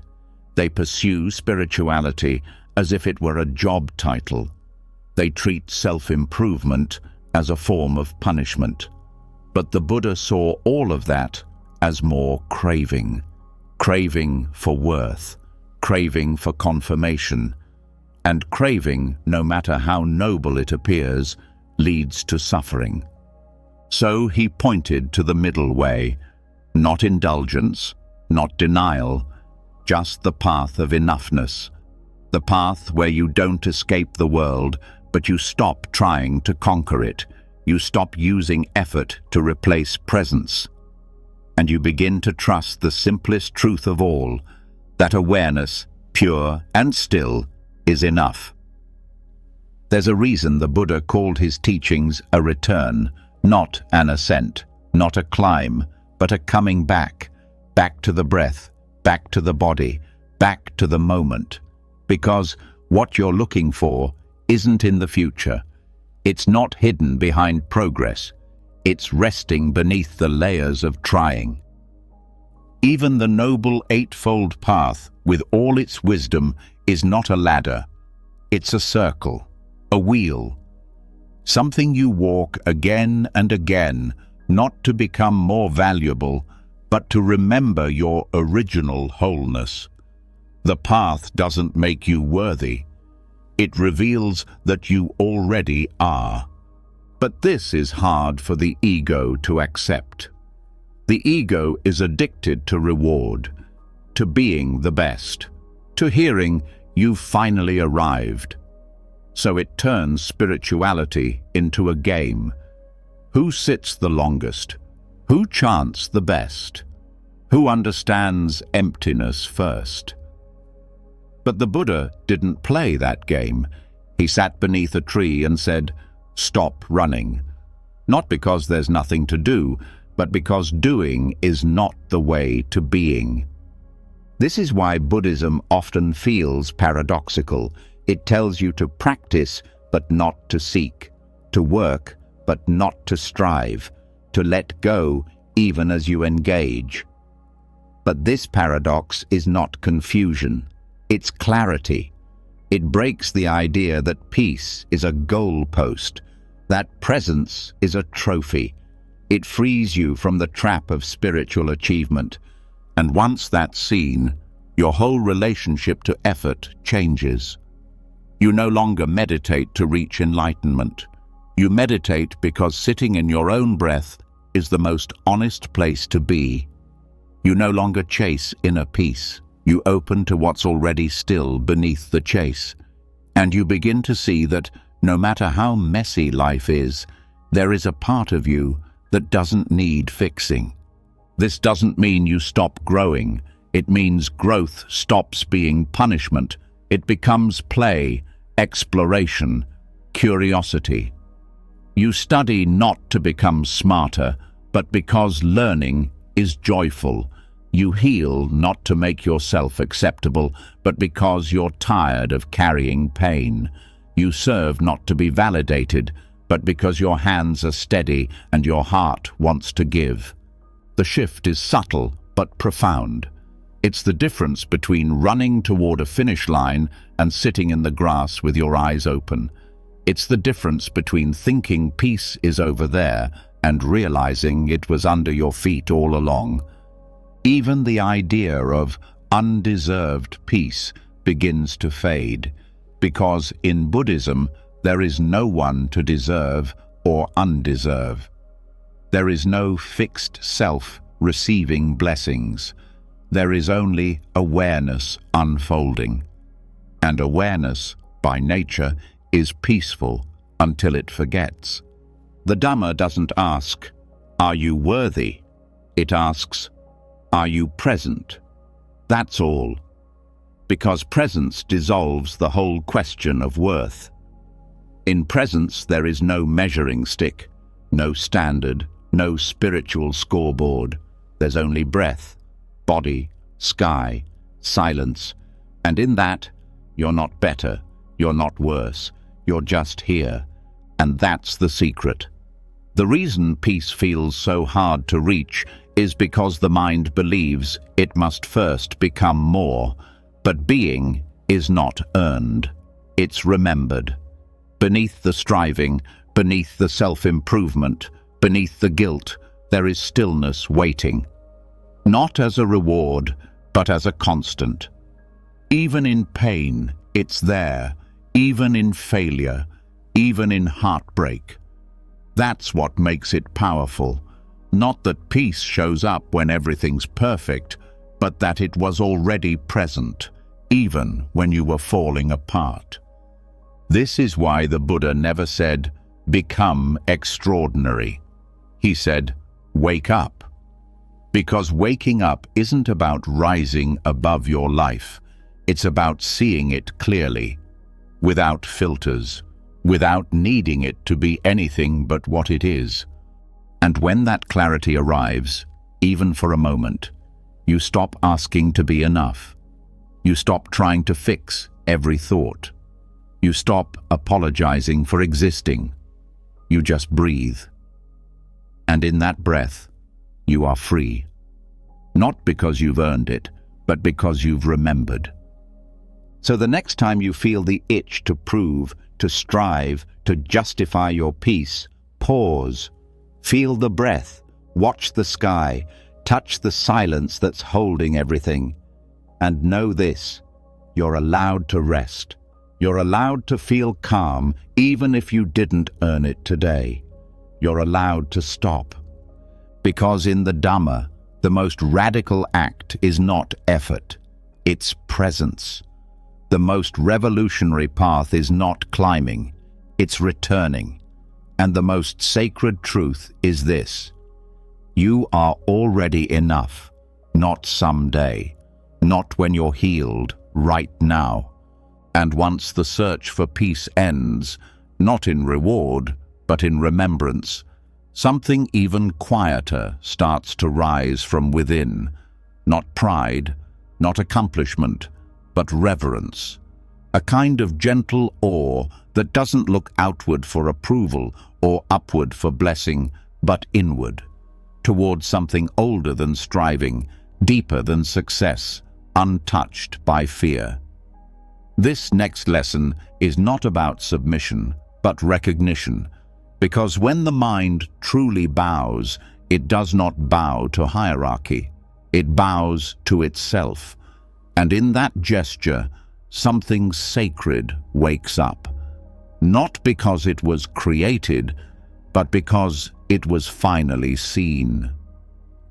In Buddhist tradition, bowing is misunderstood by many. It is not a display of inferiority. It is not a form of self-erasure. It is not directed to a person, but to presence. When a monk bows before a statue of the Buddha, it's not worship.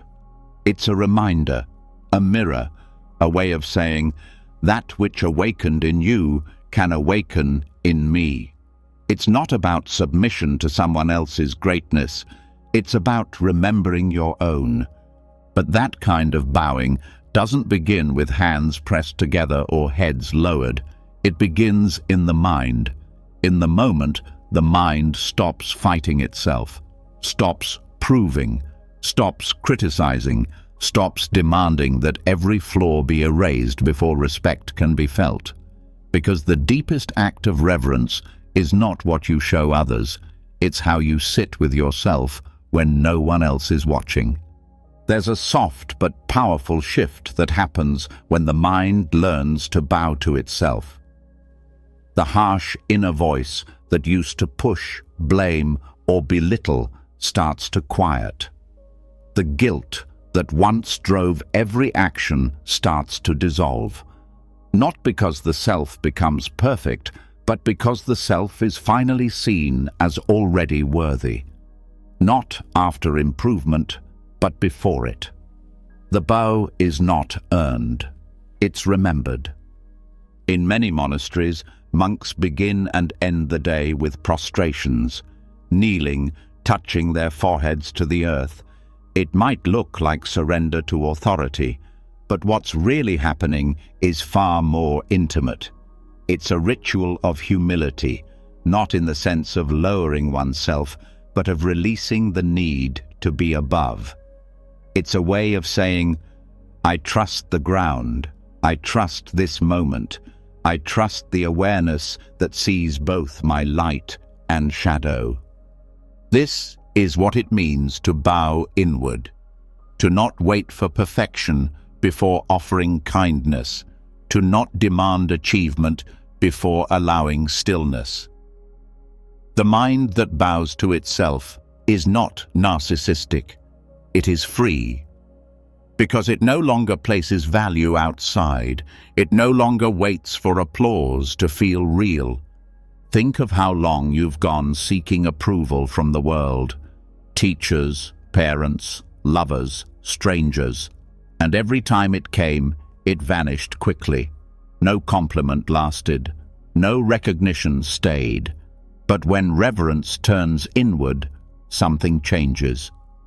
The need to be seen fades, because you're already looking, deeply, gently, without conditions.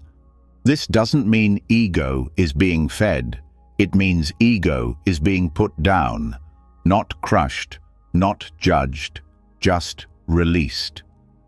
The mind that bows to itself sees both its confusion and clarity and says, yes, you too are part of the path. Nothing is excluded, not the anger, not the grief, not the doubt. They are all met with dignity. That's what true reverence looks like. Not worship of the ideal, but welcome of the whole. The Buddha never claimed to be a god. He said, I am awake. And then he taught others to find that same awakening inside themselves, not through emulation, but through returning. That's why bowing to the Buddha is also bowing to yourself. Because the Buddha nature is not far away. It's the silence beneath your thoughts, the awareness behind your eyes, the love that hasn't left even when you did. And this doesn't require ceremony. You don't need incense or robes or chants. You can bow to yourself in the middle of a breakdown. You can bow in a hospital room, in a traffic jam, in silence after failure. What matters is not the posture. It's the pause.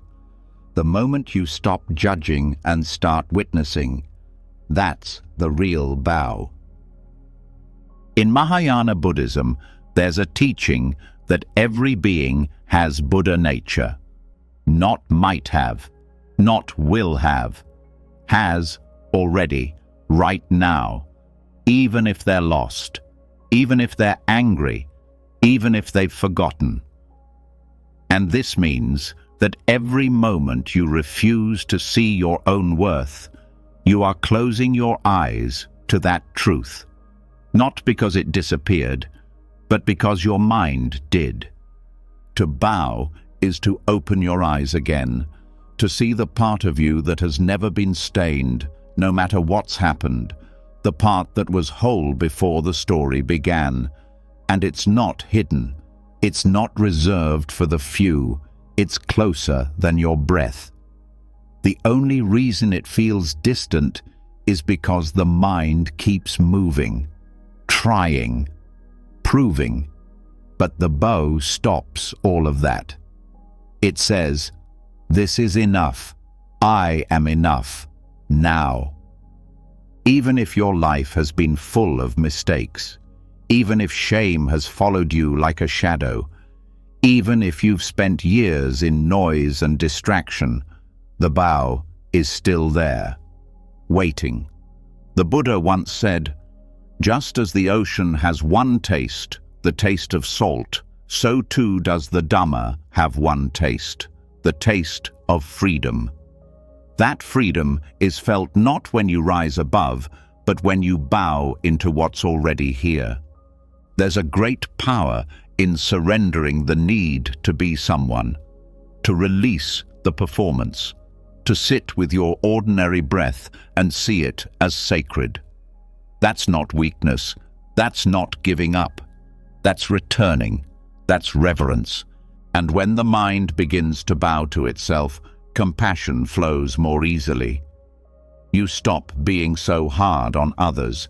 You stop measuring their worth with invisible standards, because you've stopped doing it to yourself.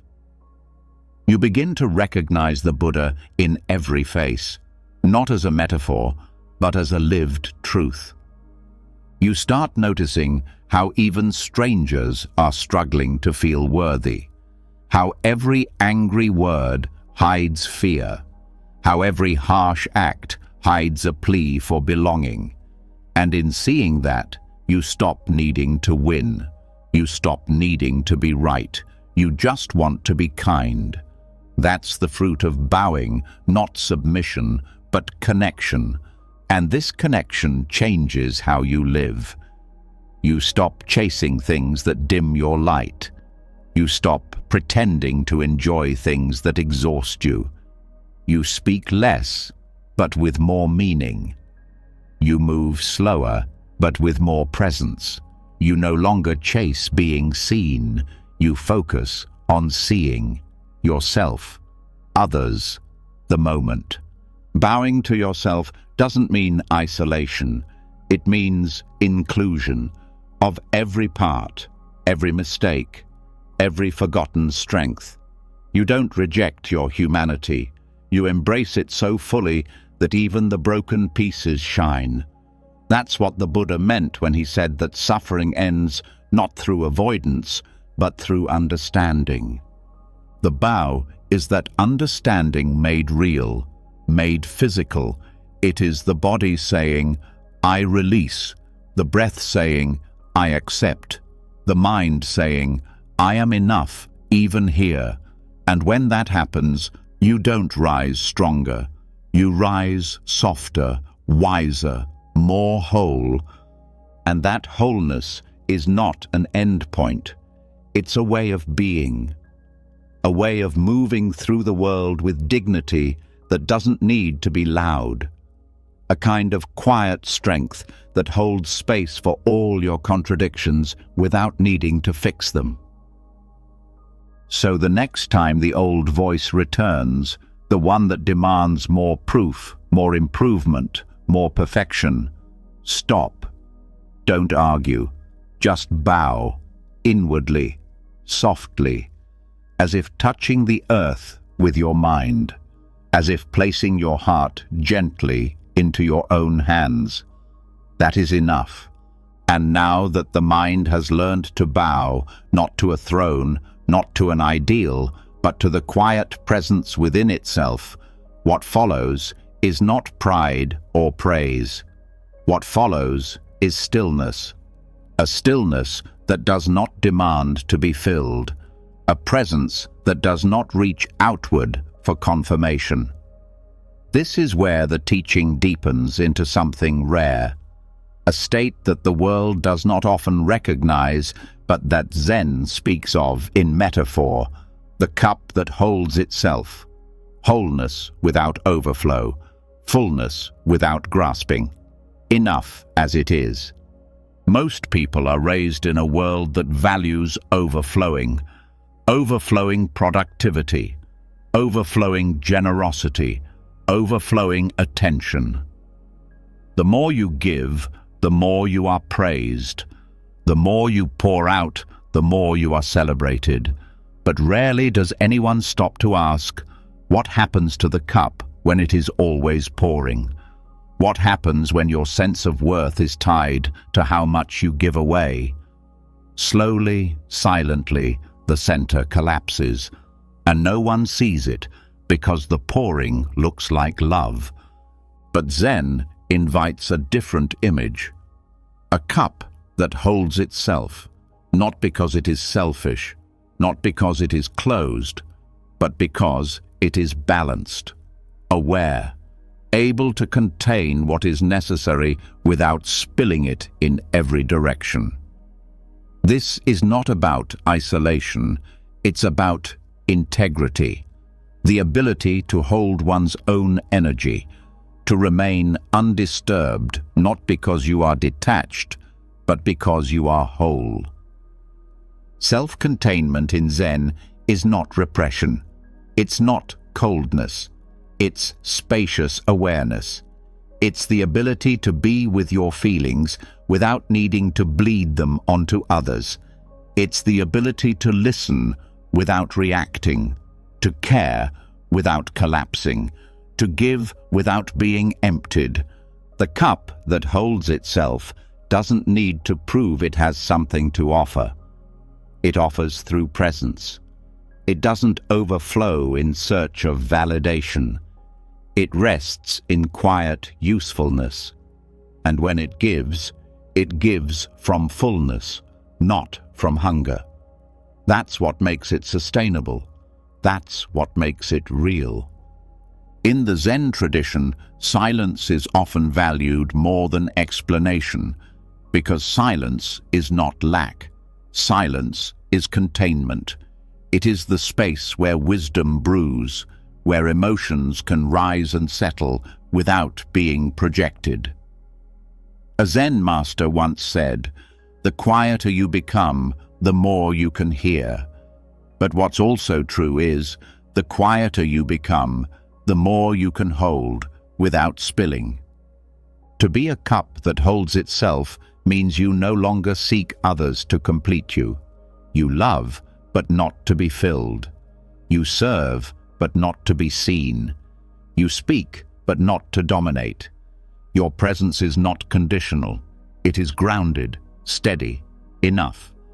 And this kind of steadiness is rare in a culture that celebrates extremes.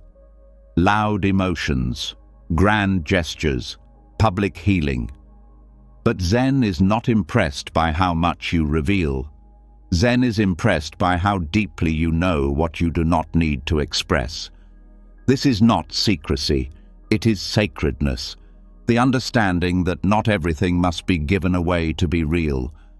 There is a quiet power in being able to sit with yourself and not require anyone else to rescue you from your feelings, not to push people away, but to meet yourself fully first.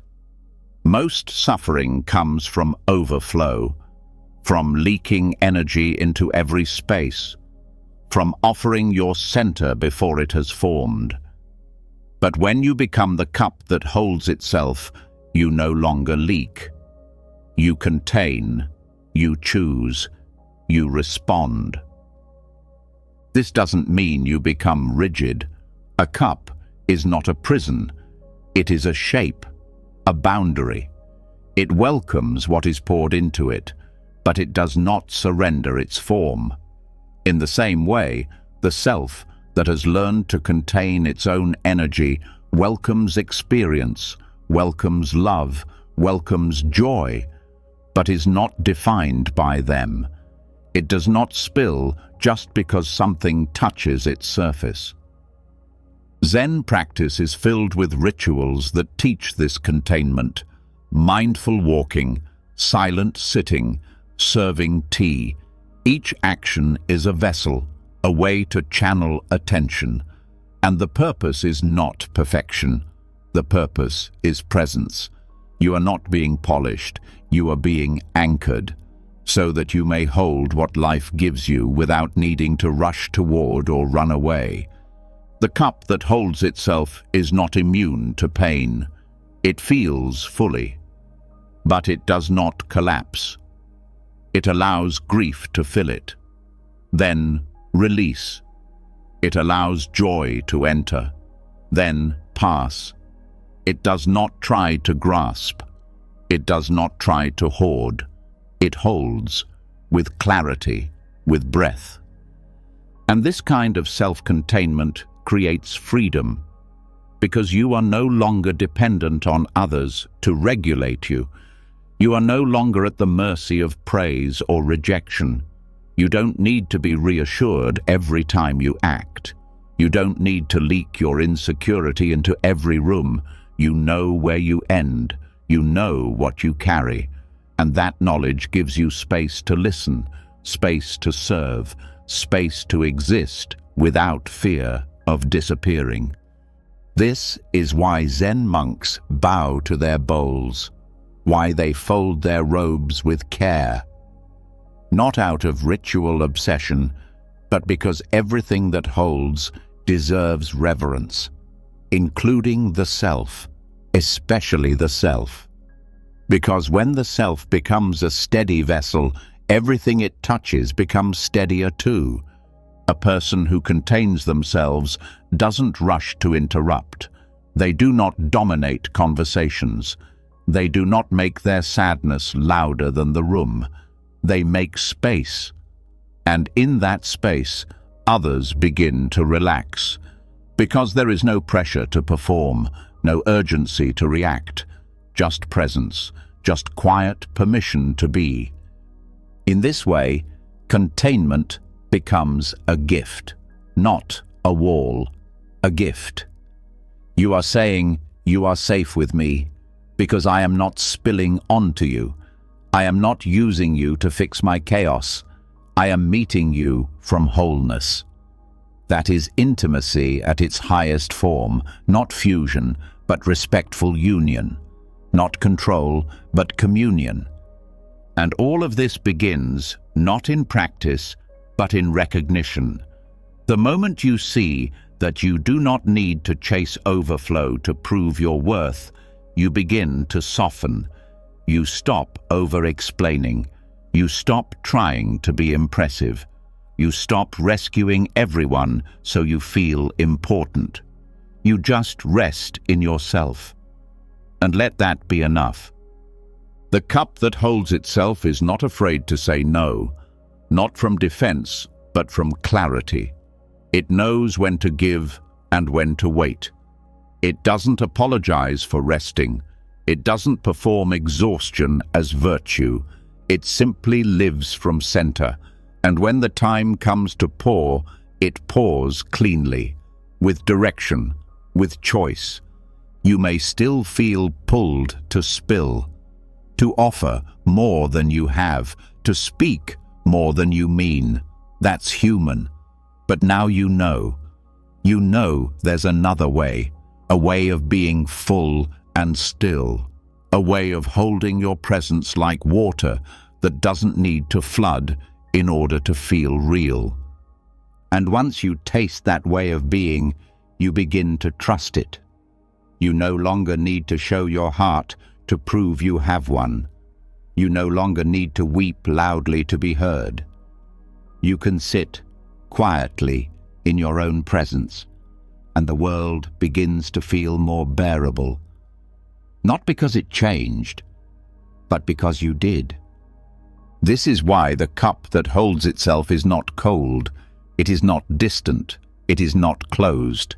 It is wise, it is attuned, it is deeply loving, but that love begins inward, not as indulgence, as respect, as care. And only from that inward fullness can anything real flow outward. So next time you feel the urge to give past your limit, pause. Next time you feel invisible unless you speak, pause. Next time you try to save someone before you've steadied yourself, pause and ask, is this coming from overflow or from wholeness? Because you are allowed to hold yourself first. You are allowed to be the vessel before becoming the river.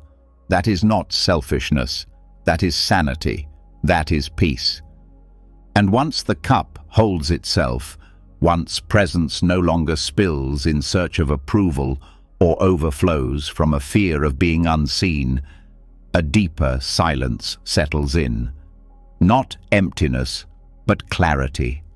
The clarity that arises when there's no longer a need to prove anything, fix anything, outperform anyone. But there's a reason that pressure ever existed. Beneath all striving, all restlessness, all judgment, lies a single mistaken idea that there is a solid, permanent self who can win or lose. That idea keeps the comparison alive. But what if it's not true? What if there was never a fixed you to measure at all? This is where the teachings of anatta, no self, begin to dissolve the very foundation of competition. The Buddha did not teach that there is no personality, no history, no memory.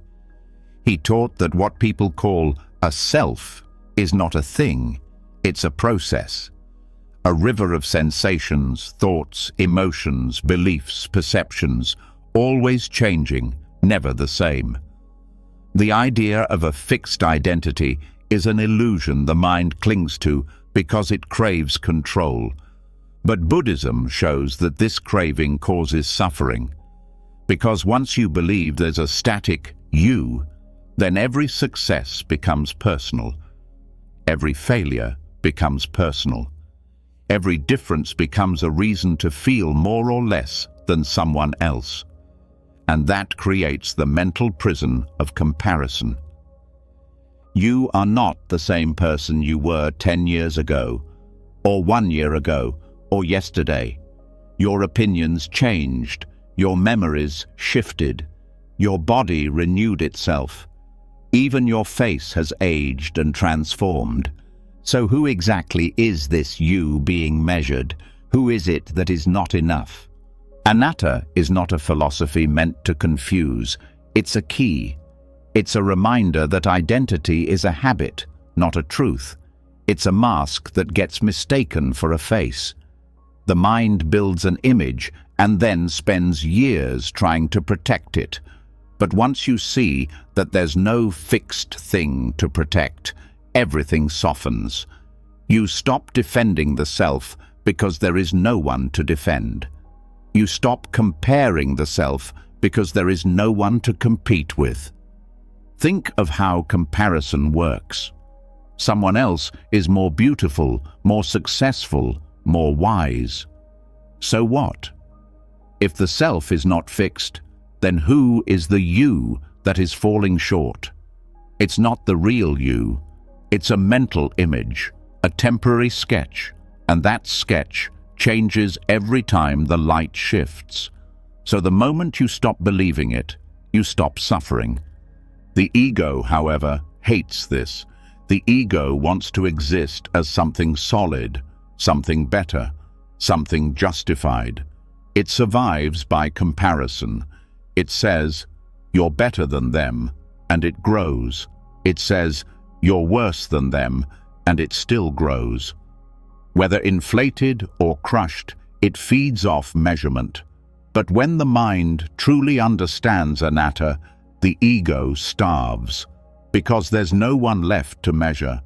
There's only awareness, flowing moment to moment. This doesn't mean you lose your personality. You still speak, you still feel, you still have a name, a story, a voice. But none of those things define you. They are expressions, not identity. And once you know that, comparison becomes pointless. You can admire someone's beauty without questioning your own. You can celebrate someone's success without doubting your path, because their light doesn't dim yours. Their joy doesn't threaten your place.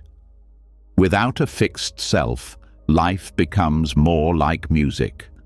Every note is unique. No note is better. No note is behind. Each has its place. Each arises and dissolves. There's no need to compare a flute to a drum. No need to ask which breeze is better. The rain doesn't feel inferior to the snow. It just falls.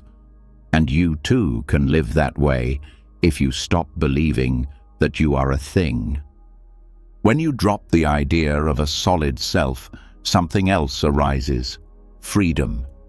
You are free to evolve, free to change your mind, free to fail without shame, because nothing sticks.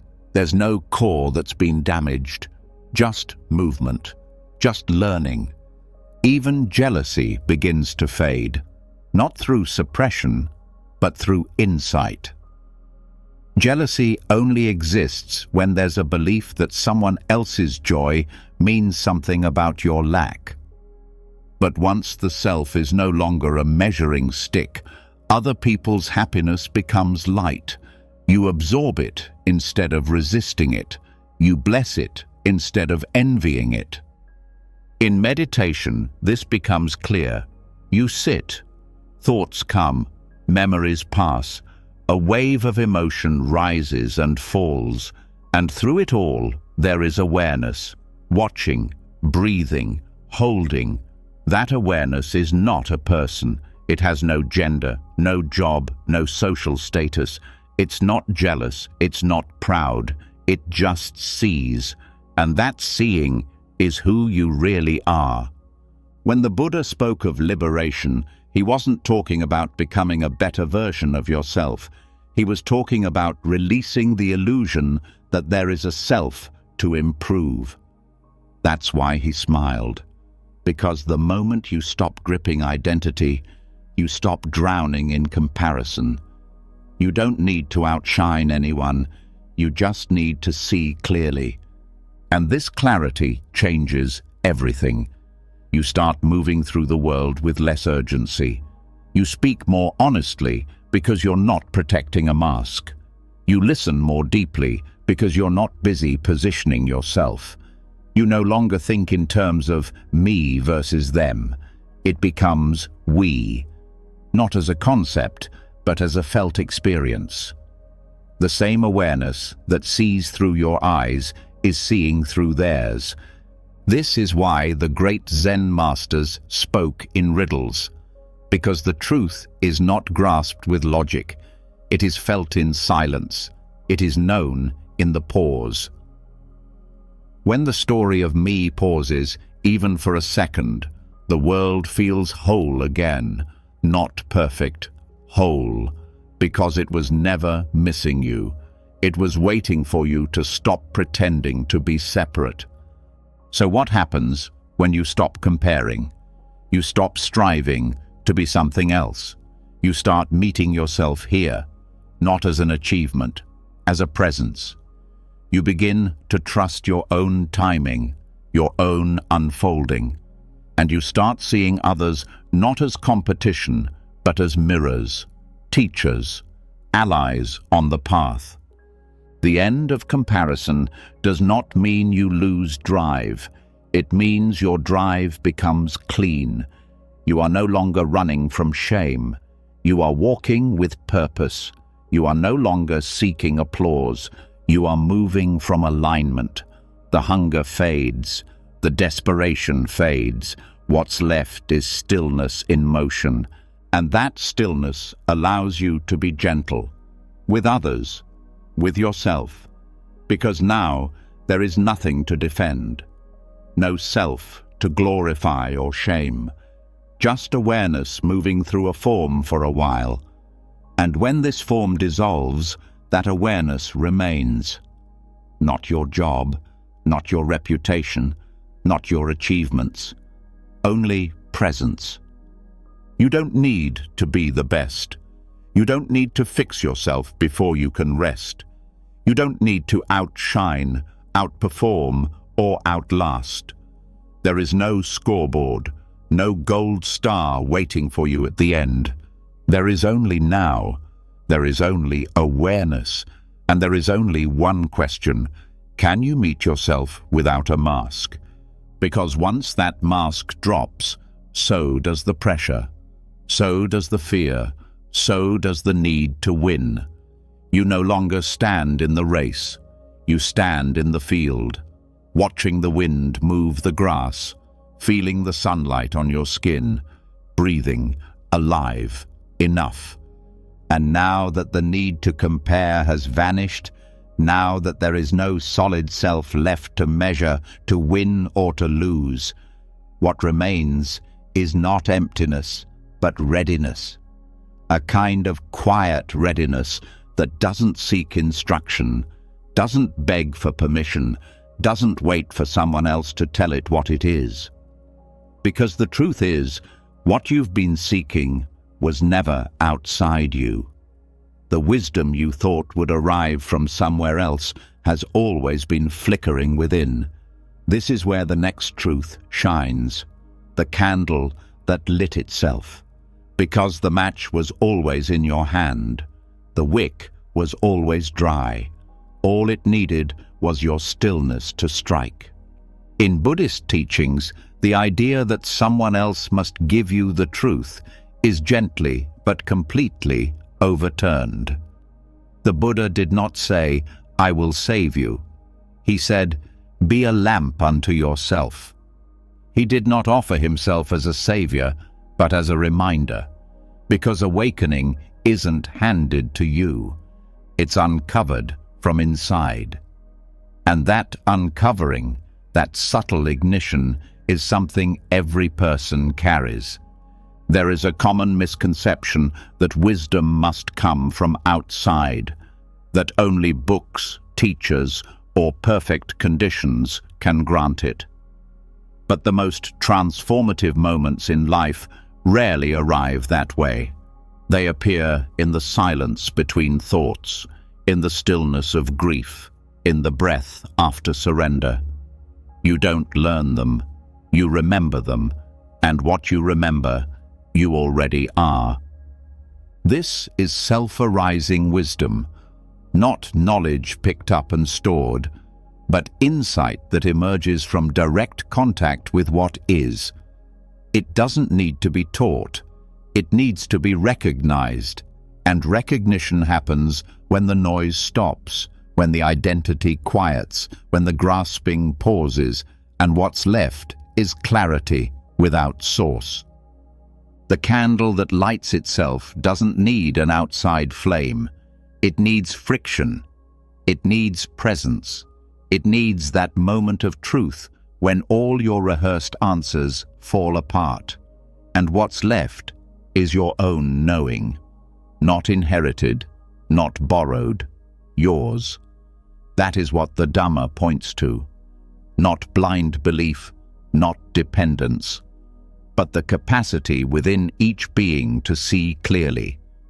This is why Zen masters are known for being frustratingly vague. They don't always explain. They don't satisfy curiosity, because true insight can't be spoon-fed. It has to erupt from within. A single word might spark it. A single moment might shift everything. But the shift happens in you, never to you. No one else can do it for you. That's what makes the candle metaphor so powerful, because the flame is not external. It doesn't travel across the room.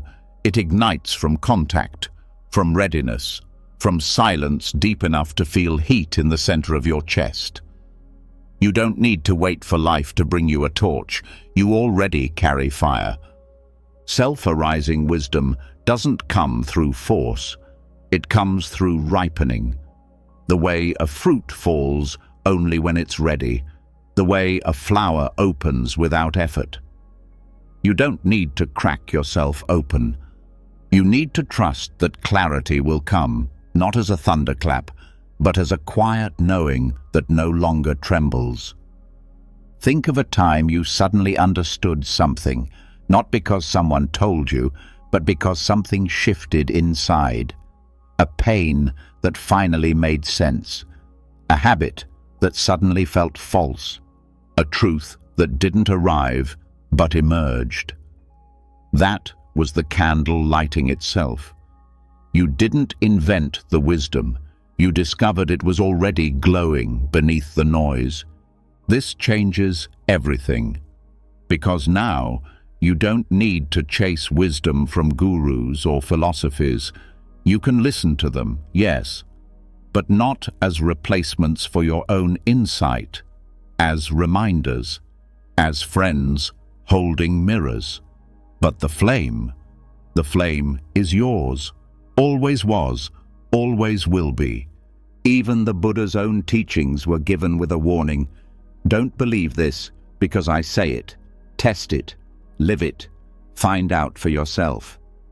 That is a teacher who trusts your candle, who knows it will light when the time is right, not through striving, through presence. This means your awakening is not waiting in the future. It's waiting in your attention. It's not at the end of effort. It's beneath effort. Not hidden behind more information, but behind less distraction. The moment you stop outsourcing your truth, you begin to feel it. You begin to recognize that your intuition wasn't a guess. It was a knowing. That your longing wasn't weakness. It was your inner compass pulling you back to center. That your questions weren't signs of confusion. They were doorways into self-lit rooms. When you begin to trust this inner flame, everything shifts. You no longer need to collect endless advice. You no longer need to beg the future for answers. You sit in the mystery and you feel warmth, because the candle is already burning. It doesn't flicker because someone lit it for you. It flickers because you stopped hiding it under noise. This is why solitude is important, not to escape the world, but to hear your own spark, to distinguish your knowing from the opinions swirling around you, to feel what is true without interruption. You don't need to escape forever, just long enough to remember that your wisdom was never conditional. Self-arising wisdom is not loud. It doesn't announce itself. It whispers. It rests in the pauses. It shows up after the storm. Not with grand declarations, but with quiet shifts. It doesn't say, I know everything. It says, this is enough for now. And that's the gift. When you learn to trust your own flame, you stop waiting to be lit by others. You stop giving your power to voices that speak louder than your own. You listen, but you choose. You receive, but you filter. Because your knowing is no longer something fragile. It's alive. Even when you feel lost, the flame is there. Even when you doubt, it doesn't go out. You may cover it with fear. You may drown it in noise. But it waits. It doesn't need you to be confident. It needs you to be honest. Honesty is the oxygen of self-arising insight. This is why monks spend decades sitting in silence. Not because they are trying to be holy, but because they are clearing space for what is already holy to emerge. They don't manufacture enlightenment. They create conditions for it to light itself. And you can do the same, without running away, without isolating forever. You simply begin to ask different questions, not what should I believe, but what do I already know deep down? Not what do they say is right, but what feels aligned when everything else is quiet? And then you act from that place, from the flame, from the wick, from the inner warmth that doesn't need to be loud to be real. You speak from it. You walk from it. You rest in it. And slowly, your life becomes a reflection of what you already knew, but forgot you could trust. The candle that lights itself doesn't ask for praise. It doesn't burn to be seen. It burns because it's what it does. And your truth is the same. You don't need to announce it. You need to live it. And in living it, you light the way, not for others to follow, but for them to see they carry their own match. And now that the candle has been lit, not by someone else's spark, but by the quiet friction of your own presence, the room within begins to take shape. It's not filled with noise or flashes of insight. It's filled with something deeper, something older than your first breath, something softer than your loudest thought. Beneath every doubt, behind every anxious question, below every judgment you've ever whispered to yourself, there has always been a voice, not one that speaks in words, but in knowing. It is not outside of you. It is you beneath all the parts you've mistaken as the whole. This is the voice beneath all voices. Most people mistake the voice in their head for their truth. The fast one, the critical one, the planner, the doubter, the narrator that spins every experience into something to be judged or controlled. But that voice isn't your foundation. It's your surface. It rises and falls like wind over water. The deeper voice, the real one, doesn't rush. It doesn't convince. It doesn't need to win. It only waits for you to listen. This inner voice has been present your entire life. It guided you before you had words. It made you pause before decisions. It told you when something felt wrong, even when logic disagreed. It pulled you back from the edge, not with fear, but with a gentle, steady presence that simply said, no, or yes, or more often said nothing at all, but gave you clarity. This voice doesn't need volume to be heard. It needs space. The more noise in your mind, the harder it is to sense. But when the distractions fall away, when the identity quiets, the performance drops, the thinking relaxes, it speaks in a language beyond language. It speaks in stillness, in a felt sense of rightness, not morality, alignment. This voice doesn't argue. It doesn't justify. It doesn't explain itself. It simply knows.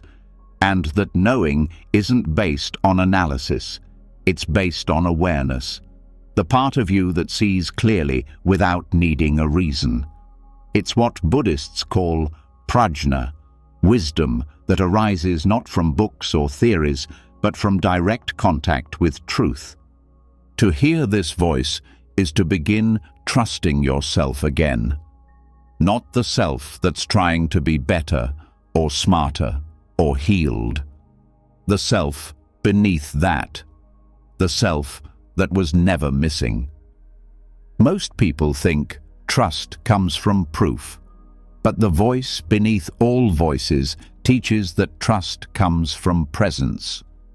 You listen long enough, and eventually you realize it's been right more than anything else you've followed. But this voice isn't loud because it doesn't beg for your attention. The ego does. The fear does. But this voice is patient.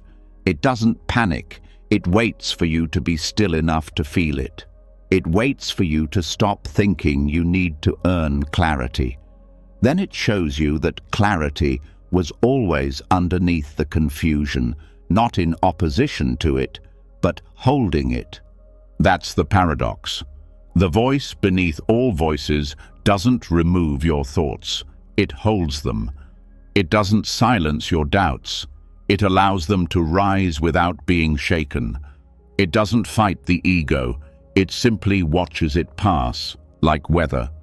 Because it knows what the ego forgets, that you are already enough. This voice won't give you all the answers. It will show you the right questions, the ones you've been afraid to ask, the ones you already know but haven't wanted to hear. It may not tell you what you want to hear, but it will always speak what your soul needs. Sometimes it says, let go. Even when the world says, hold on. Sometimes it says, rest, when everyone else says, push through. Sometimes it says, walk away, when your habits say, stay safe. And when you follow it, not blindly but fully, something unlocks. Not because life gets easier, because your resistance fades. You start making decisions without fear of judgment. You start expressing what you feel without rehearsing it first. You stop explaining yourself to people who are not listening. And you begin to realize that truth doesn't require defense. It just requires space. That's what meditation is for. Not to escape the mind, but to hear what's underneath it, to create the inner silence where the deeper voice can rise like a slow tide. That voice doesn't flood, it lifts you, gently, without force. There's a story in Zen about a student who asked the master, "How do I know if a voice is true?" And the master replied, "Does it make you quieter inside or louder?" The voice beneath all voices always brings stillness, not absence of emotion, but absence of conflict. You might still be afraid, but you're not lost. You might still be uncertain, but you're not at war. To live from that voice is to stop outsourcing your peace. You no longer need someone to tell you what is right. You don't need to be told who you are. You feel it, you know, and you act from that knowing, not with arrogance, but with clarity that no longer seeks permission. This is why the voice beneath all voices doesn't need to shout, because when you hear it, it resonates. It feels familiar, like something you forgot, but always carried. It hums through your chest, not as sound, but as peace. When you ignore it, life feels off. You know something is wrong, even if you can't name it. That's not anxiety, that's misalignment. When you return to it, life begins to flow again. Even if it's still difficult, even if it still hurts, there's a sense of being held by something deeper than your thoughts. This voice is not mystical, it's practical. It tells you when to speak and when to stay silent, when to leave and when to stay, when to breathe through the discomfort and when to walk away. It doesn't need symbols, it needs sincerity. And when you live from this voice, your relationships change. You stop trying to be understood by everyone. You stop begging for acceptance. You know who you are, not because you've perfected yourself, but because you've stopped pretending. The clarity of being becomes louder than the noise of needing to be someone. To follow this voice is to return to center, not just during meditation, but during conflict, during confusion, during love, during loss. You stop looking for signs, you become the sign. You stop seeking light, you become the flame that never left. And in this way, you begin to live in alignment with your own nature. The world still swirls, people still misunderstand you, fear still knocks, but your roots are no longer shallow. You're not bending to every gust, you're not floating in every tide, you're anchored, not in beliefs, in being. The voice beneath all voices doesn't tell you how to be special. It tells you how to be real, not impressive, whole. And from that wholeness, your presence becomes medicine. Not because it fixes others, but because it reminds them to listen to their own inner knowing. You don't teach this voice, you reflect it in how you walk, in how you sit, in how you pause before reacting, in how you hold your boundaries without apology, in how you look someone in the eye, not to assert power, but to offer stillness. So, if you've been drowning in doubt, the answer is not outside. The answer is silence. Make space, not for new ideas, but for old truths to rise again. You don't need another plan. You need to hear what you already know, but forgot to trust.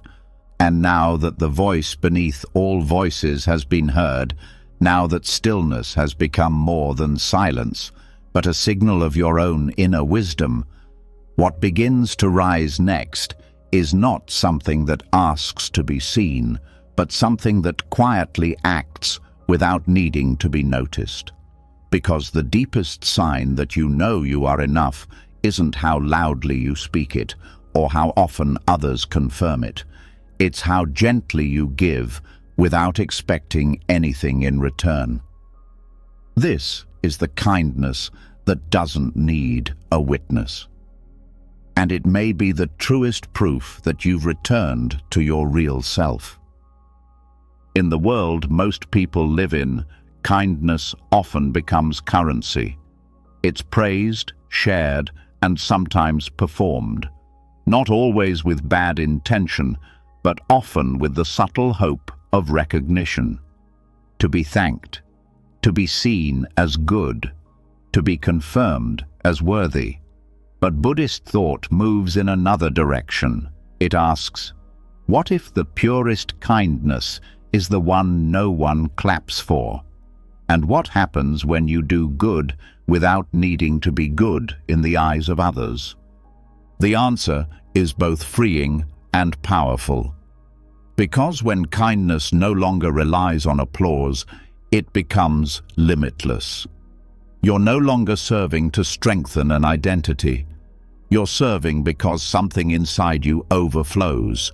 And that overflow is not loud. It doesn't need to post itself. It doesn't seek credit. It just gives, because giving is its own joy. This kind of compassion is not dramatic. It's subtle. It's in the way you pause to hold a door without needing a smile in return. The way you speak gently to someone who won't remember your name.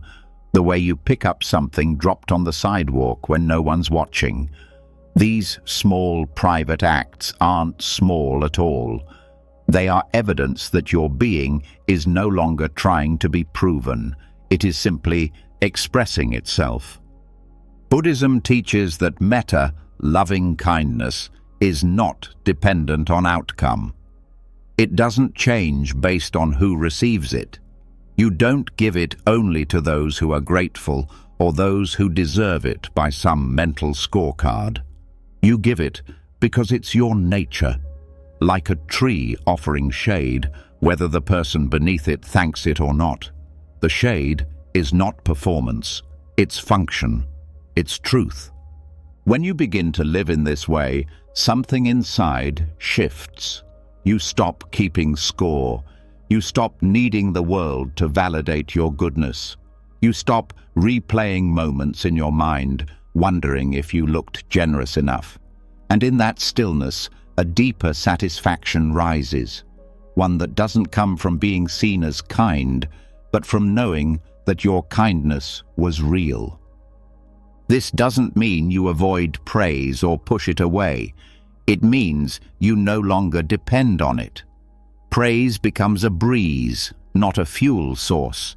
You hear it, you smile, and you move on, not because you are indifferent, but because your center is no longer hungry for approval. It has been fed by something simpler: intention. That's where true freedom lives. Not in being thanked, in knowing you did what felt right even if no one ever knew, in walking away from the act with nothing in your hands but peace. That peace doesn't glow like a trophy. It hums like quiet rain, and that quiet rain softens everything.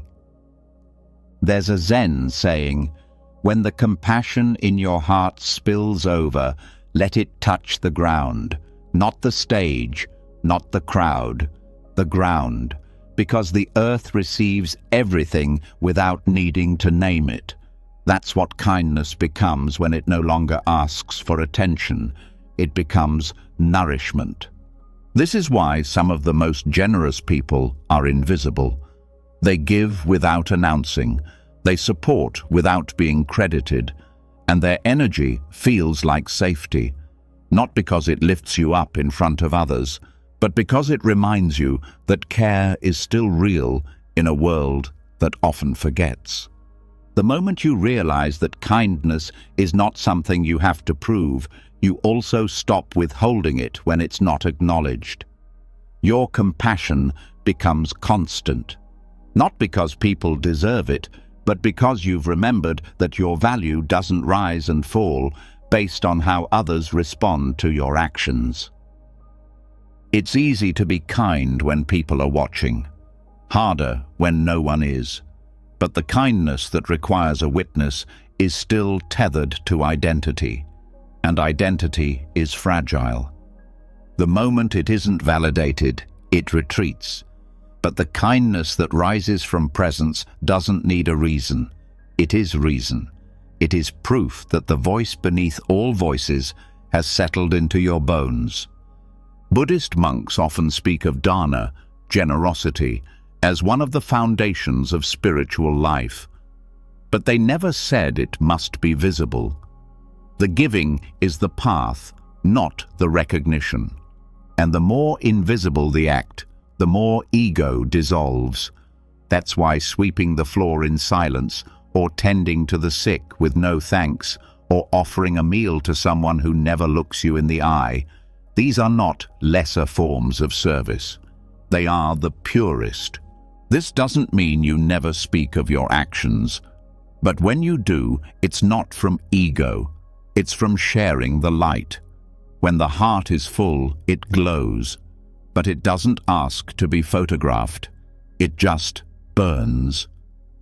Kindness without witness also deepens your own self-respect, because you start to feel the difference between pretending and embodying. You know when your action was real, not because someone else approved, but because you walked away lighter, because the giving left no residue. That's the sign. When nothing sticks to your hand after the gesture came from your truth. And this opens the door to something even more radical: being kind to yourself without an audience. No praise, no cheerleaders, just the quiet decision to rest, to forgive, to nourish. Not because someone told you it was okay, but because your being whispered, "You're allowed to be soft here." That's compassion too, and it may be the most overlooked. You don't need to earn rest, or joy, or gentleness. You don't need to turn your self-care into a project to make it feel valid. You simply choose it, silently, without hashtags, without announcements. Because the self that doesn't need to perform is the self that is free. And in that freedom, your actions begin to align more naturally. You hold the door.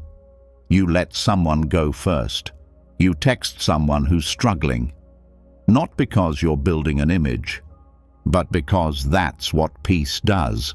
It ripples. The kindness that doesn't need a witness also heals relationships. You stop weaponizing your generosity. You stop saying, "I did this for you," as a way to secure loyalty. You stop keeping emotional receipts. Your love becomes clean, and in that cleanliness, others relax. They no longer feel the price tag hidden behind the gesture. This doesn't mean you become passive, or invisible, or unrecognized. It means recognition stops mattering. Your compass is no longer applause, it's alignment.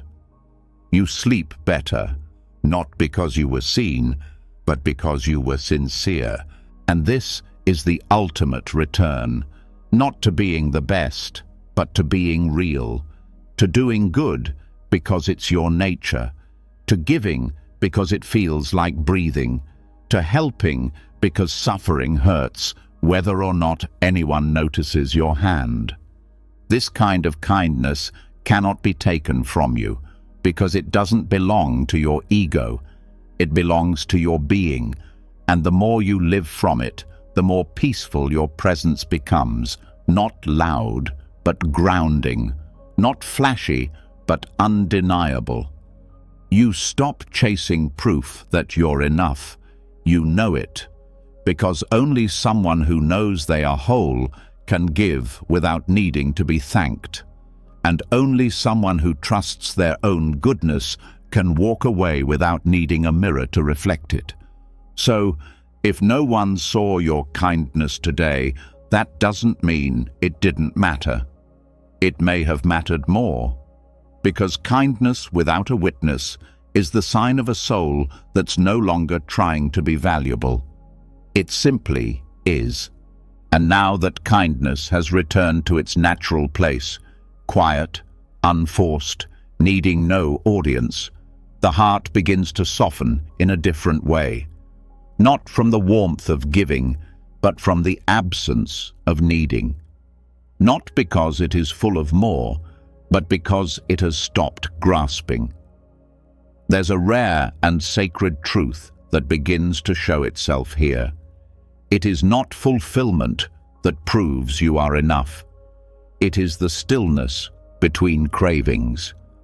The moments when nothing is needed, nothing is chased, and yet peace remains. This is the space between desires. And in that space, something ancient and calm finally says, "This is it." Desire itself is not the problem.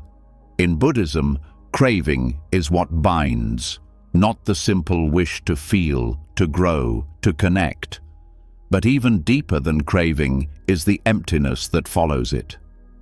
The space after one wanting fades, but before another appears. That space is rarely noticed, yet it holds more truth than any achievement ever could. In that space, there is no story, no ambition, no comparison, no goal to grab or fear to avoid. Just breath, just presence. And that's where your sufficiency becomes obvious. Not because you did something, but because you didn't need to. Most people live between cravings without realizing it. The rush from one longing to the next creates the illusion of continuity, but underneath is a rhythm, a pulse, a rise and a fall, a wanting and a release. And what if the release was the real you? What if who you are isn't found in the fire of desire, but in the space it leaves behind? Buddhist thought doesn't tell you to destroy desire. It teaches you to see it, to watch it rise and pass, to not confuse its urgency for identity.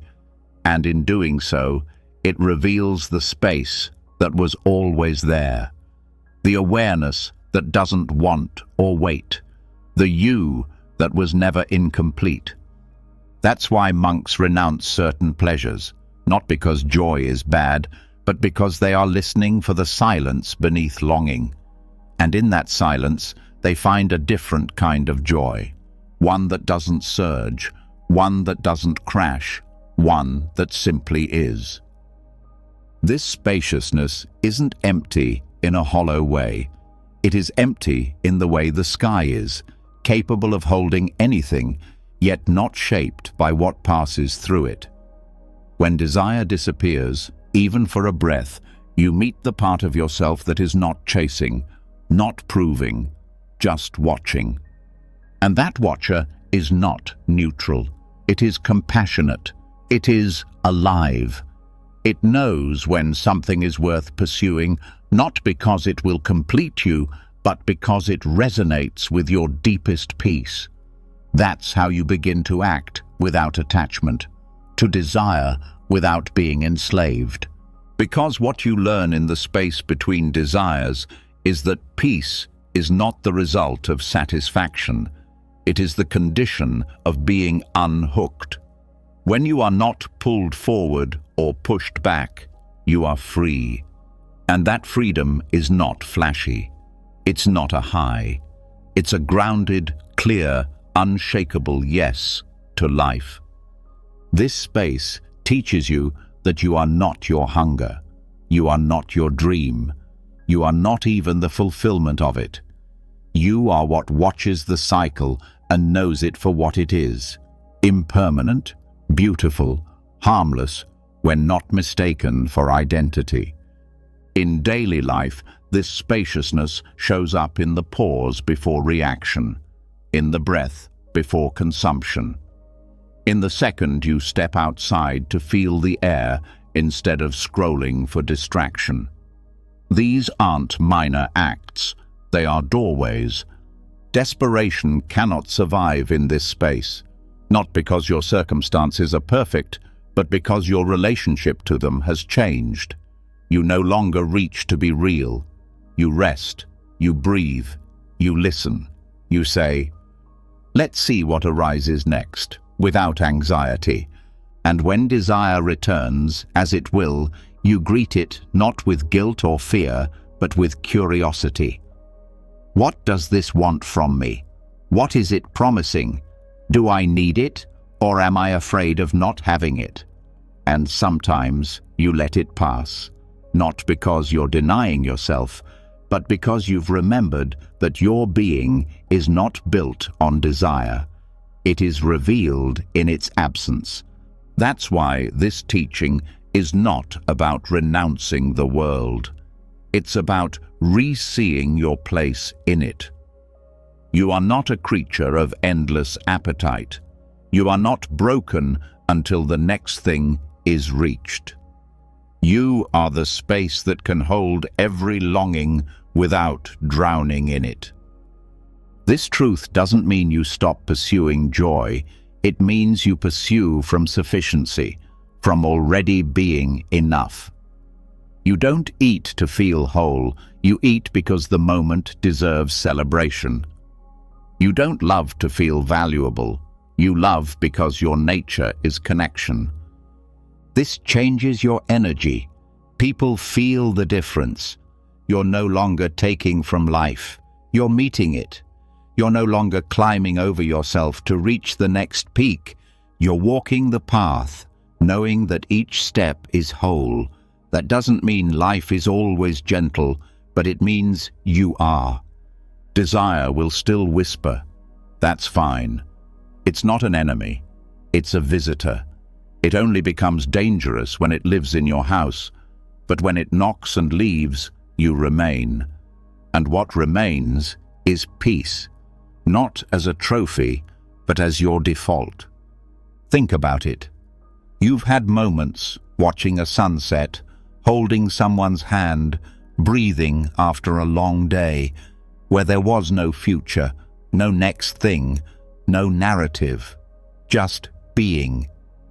Those weren't empty. They were full, because they were undivided. That fullness doesn't need decoration. It doesn't need to be posted or explained. It just exists. And it proves, beyond argument, that you don't need to achieve anything to be whole. You don't need to grab more to matter.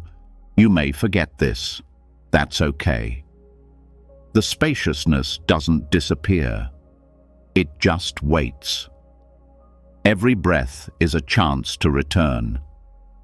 Every moment is a doorway. And the more you step through, the more your nervous system resets. The more your body trusts, the more your mind settles. Eventually, even desire becomes transparent. Not wrong, just visible. You don't resist it, you don't obey it, you witness it, and sometimes you follow, sometimes you don't. Either way, your value is unchanged. This is why the Buddha smiled so often, not because he had everything, but because he had nothing he needed to cling to. His joy came not from what he held, but from what he no longer had to chase. And in that stillness, love became purer, thought became clearer, life became enough. So the next time you feel like you're falling behind because you're not achieving fast enough, pause. The next time you think happiness is one more success away, pause. The next time you notice everyone else reaching for more, pause. And in that pause, feel the space between desires. That space is not empty. That space is your truth. And now that the space between desires has been seen, now that your being has learned to rest in the quiet where nothing is missing, what arises next is not effort, not achievement, but something even more subtle. Something that doesn't need to be felt to be true, doesn't need to be noticed to be meaningful. It's not about striving to be good or beautiful or useful. It's about the kind of presence that is all of those things, without trying. This is the lesson of the tree that didn't know it was beautiful. A truth so quiet, most people miss it. But if truly seen, it can set down the final weight you never realized you were carrying. A tree doesn't look at its leaves and say, "These are good enough." It doesn't gaze at its bark and ask, "Am I still growing?" It doesn't count its blossoms, wondering if they are as colorful as last year's. It simply grows, not because someone told it to, not because it's trying to impress, but because it is its nature. Roots deepen, branches extend, leaves open, seasons change, and none of it is performative. Yet people rest in its shade. Birds trust its branches. Soil is fed by its fallen leaves. The world benefits from something that never once questioned its worth. It never needed to know it was beautiful to give. It never needed to be told it was valuable to continue. In Buddhism, this is close to the concept of suchness, the idea that things exist not with meaning assigned by the mind, but with value simply because they are. The tree is not sacred because it fits a category. It is sacred because it lives as it was meant to. That's the lesson we forget when we live in constant self-measurement. People are conditioned to track progress, to ask, "How am I doing? How do I compare? What do they see when they look at me?" But a tree never asks these things. It doesn't grow more quickly when praised. It doesn't wither from being unseen. It responds only to light, water, and time. And yet, it provides so much simply by existing. What if that is also you? There are people who move through the world without knowing how much they're healing others. They don't speak loudly. They don't make grand declarations. But something about their presence brings peace. They give calm without noticing. They offer refuge without trying. Because they are not performing their goodness. They are simply rooted in it. And the deeper their roots, the more they give. Not because they are trying to be generous, but because that's what happens when you stop striving and start being, just like a tree. The mind, however, doesn't like this. It wants confirmation. It wants evidence. It wants applause. It wants to know it's beautiful. But beauty that needs permission is still caught in hunger. Real beauty doesn't ask to be confirmed. It radiates without effort, and often without awareness.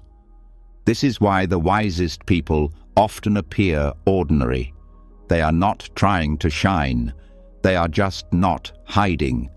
They have nothing to prove.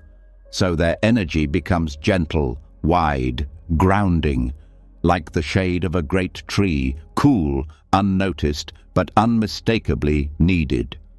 To live this way is not to reject recognition. It's to stop chasing it.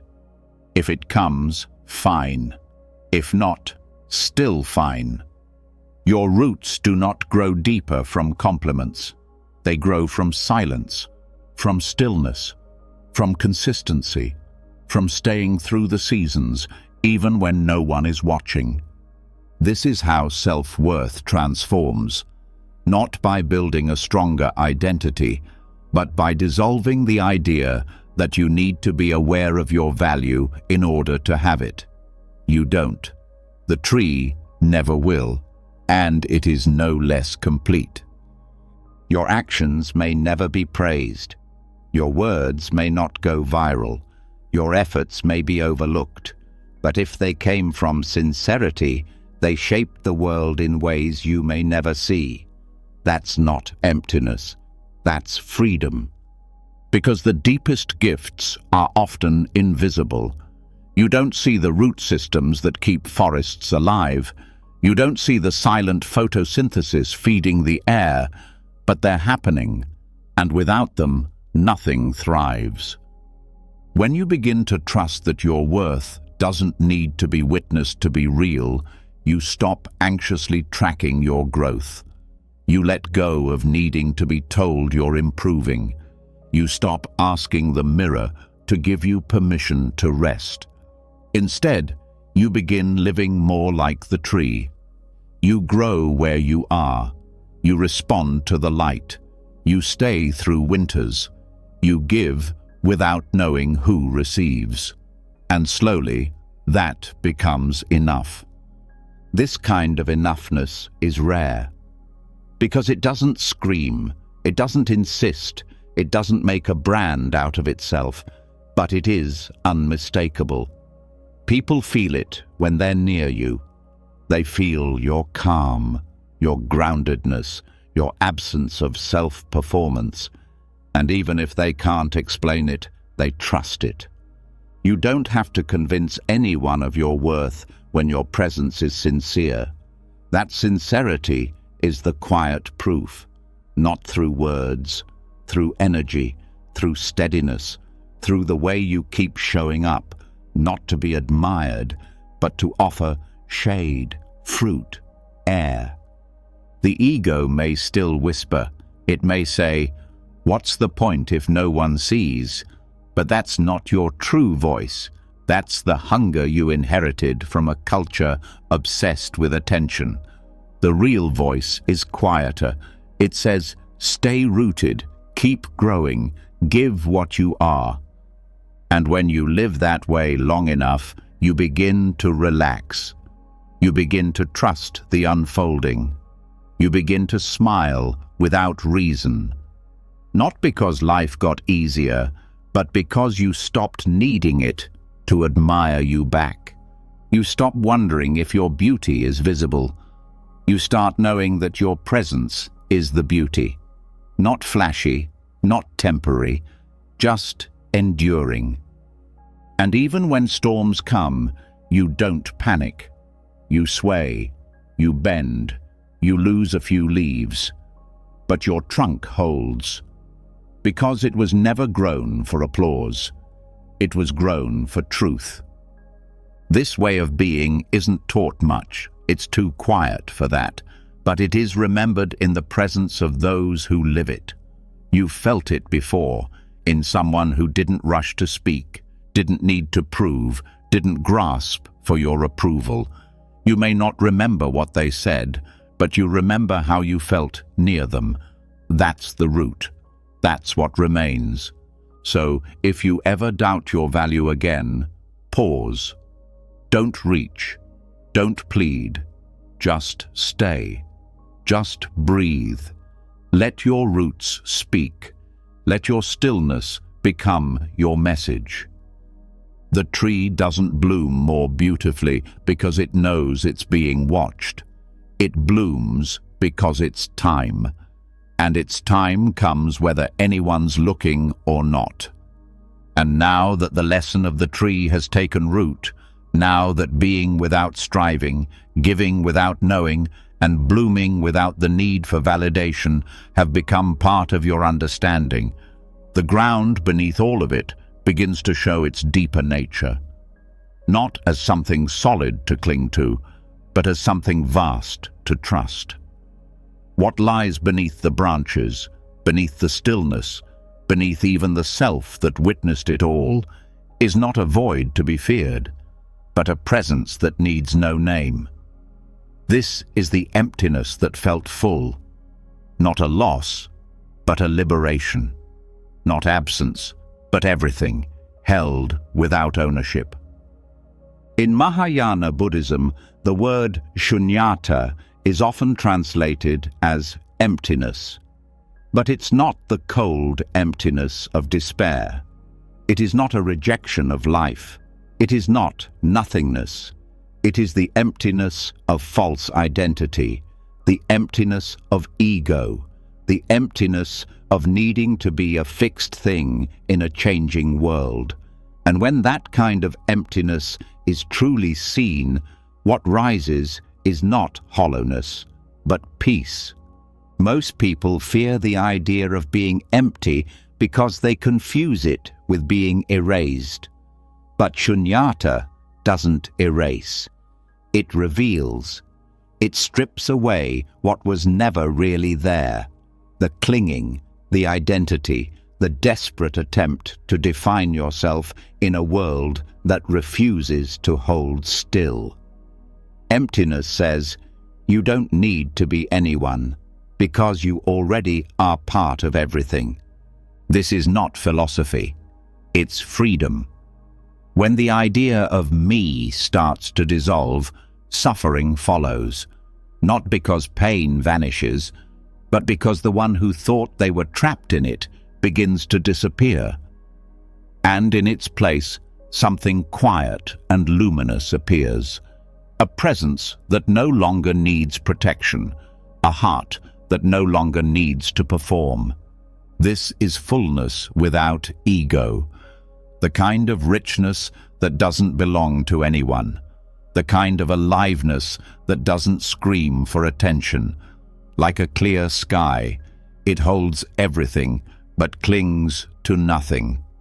You are not less when you are empty of self. You are more. Because in that emptiness, there is finally space for the world to flow through you. A thought arises, and it's seen. A feeling surfaces, and it passes. A memory returns, and it is held, not as identity, but as weather. When the self is empty, everything can be welcomed, because nothing sticks, nothing threatens, nothing defines. You are not the wave, you are the ocean it passes through. And in this way, Shunyata is the opposite of loss. It is the end of clinging, the end of becoming, the end of exhaustion. And from that ending comes rest, not sleep, not retreat, but the kind of rest that lives at the center of all motion, the calm that does not need to be achieved because it was never disturbed. To live from this place doesn't mean you walk around in a trance. It means you are no longer hijacked by your identity. You can play a role without believing it defines you. You can feel anger without becoming it. You can experience joy without needing to hold it forever. This is the gift of emptiness, presence without attachment. That presence is not passive, it is deeply responsive. It doesn't deny life, it meets it fully. Because it's not afraid of disappearing, it already knows there was never a permanent I to lose. What you are is not a thing. It is awareness itself. And awareness is not solid. It moves, it listens, it holds, it empties. This is why the Bodhisattva path in Mahayana Buddhism is so powerful. Bodhisattvas vow to return to help others even after their own liberation, not because they are clinging to identity, but because they've emptied themselves of it. And in that emptiness, compassion becomes boundless. There is no me who is helping. There is only help. There is no you who needs saving. There is only connection. This emptiness does not erase love. It purifies it. It makes love lighter, stronger, less demanding, because now love is not a transaction. It's a flow. You are not loving someone to be loved in return. You are loving because it is your nature, because nothing obstructs the giving.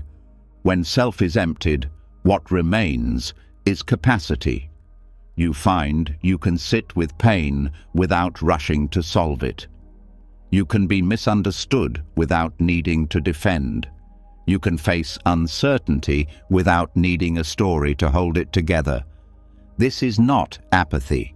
It's the deepest form of peace, born not from knowing who you are, but from not needing to. Even the Buddha said, "Events happen, deeds are done, but there is no individual doer thereof." This is not a denial of experience. It's a reminder that the self is not the source. The self is a lens, and when the lens is set down, what's seen becomes clearer. This clarity isn't loud. It doesn't need to explain itself. It breathes, it walks, it smiles. It moves through the world like wind through leaves, not because it is empty in the negative sense, but because it is free of the need to hold shape. In this way, emptiness becomes the deepest affirmation. Not, "I am something," but "I am not what I thought, and that's enough." Not, "I must build a perfect self," but "I am part of everything already. Let me rest there." And the resting isn't withdrawal. It's return. Return to the breath. Return to the body. Return to the moment where the boundaries between self and other begin to fade, where the skin becomes a doorway instead of a wall. From here, you don't need to seek purpose. You are part of purpose. You don't need to define your value. You are the expression of value in motion. You don't need to explain your being. Being is explanation enough. And this is why emptiness feels full, because when there's no self in the way, everything is allowed. Grief is not rejected. Joy is not clutched. Beauty is not owned. Pain is not personalized. Everything can flow because nothing is blocked by identity. You become like a bowl, empty but ready, like a sky, open but still, like a river, moving but not needing direction. And in that movement, life becomes lighter, not because it changes, but because you've stopped clinging to what never belonged to you. You may still have a name, a story, a face, but these are garments, not your bones. They can be worn with care, but they do not hold your truth. The truth is what remains when the garments fall away. The truth is what breathes when the mind is quiet. The truth is the silence between thoughts, the witness that never leaves. And once you begin living from that space, life becomes less dramatic, less personal, more intimate. You are no longer trying to win. You are simply walking. You are no longer trying to matter. You already do. Even the moments that once felt hollow, waiting in line, sitting in traffic, being alone, begin to shine. Not because they're filled, but because they are no longer avoided. Emptiness has become home. So let this teaching land not in your head, but in your breath. Don't try to grasp it. Feel it. Let it touch the part of you that is already tired of being someone. Let it remind you that underneath all the doing, all the becoming, all the proving, there is nothing you need to be. You are the space. You are the stillness. You are the openness that holds the world without owning it. And in that, you are more than enough. And now that emptiness has been seen not as absence, but as fullness. Now that the self has been dissolved into space wide enough to hold everything without grasping, what remains is not perfection, but permission. Permission to be unfinished, permission to carry cracks, permission to see even the places you once wanted to hide as part of the path itself. Because true peace doesn't grow where shame is buried. It blooms where flaws are met with reverence. This is the story of the monk who thanked his flaws, not because they made life easy, but because they revealed the truth. In Buddhism, awakening doesn't arrive in spite of our imperfections. It comes through them. There was a monk once, not a famous teacher, not a silent sage in a distant temple, but a restless seeker, full of questions and contradiction. He arrived at the monastery not with grace, but with guilt. His hands trembled with regret. His eyes avoided the other monks. Every step he took into the stillness of that place reminded him of how broken he felt. While others bowed with ease, he flinched. While others chanted, he questioned, and every silence made his self-doubt louder. But he stayed. Not because he felt worthy, but because something deeper inside him was tired of running. So he rose with the bell each morning, sat with the pain in his knees, cleaned the temple floor with hands that had once harmed, and he waited, at first for forgiveness, then for silence, and finally for something he couldn't name. At night, he would sit beneath a Bodhi tree in the temple courtyard and talk to the moon, not out loud, not in prayer, but in surrender.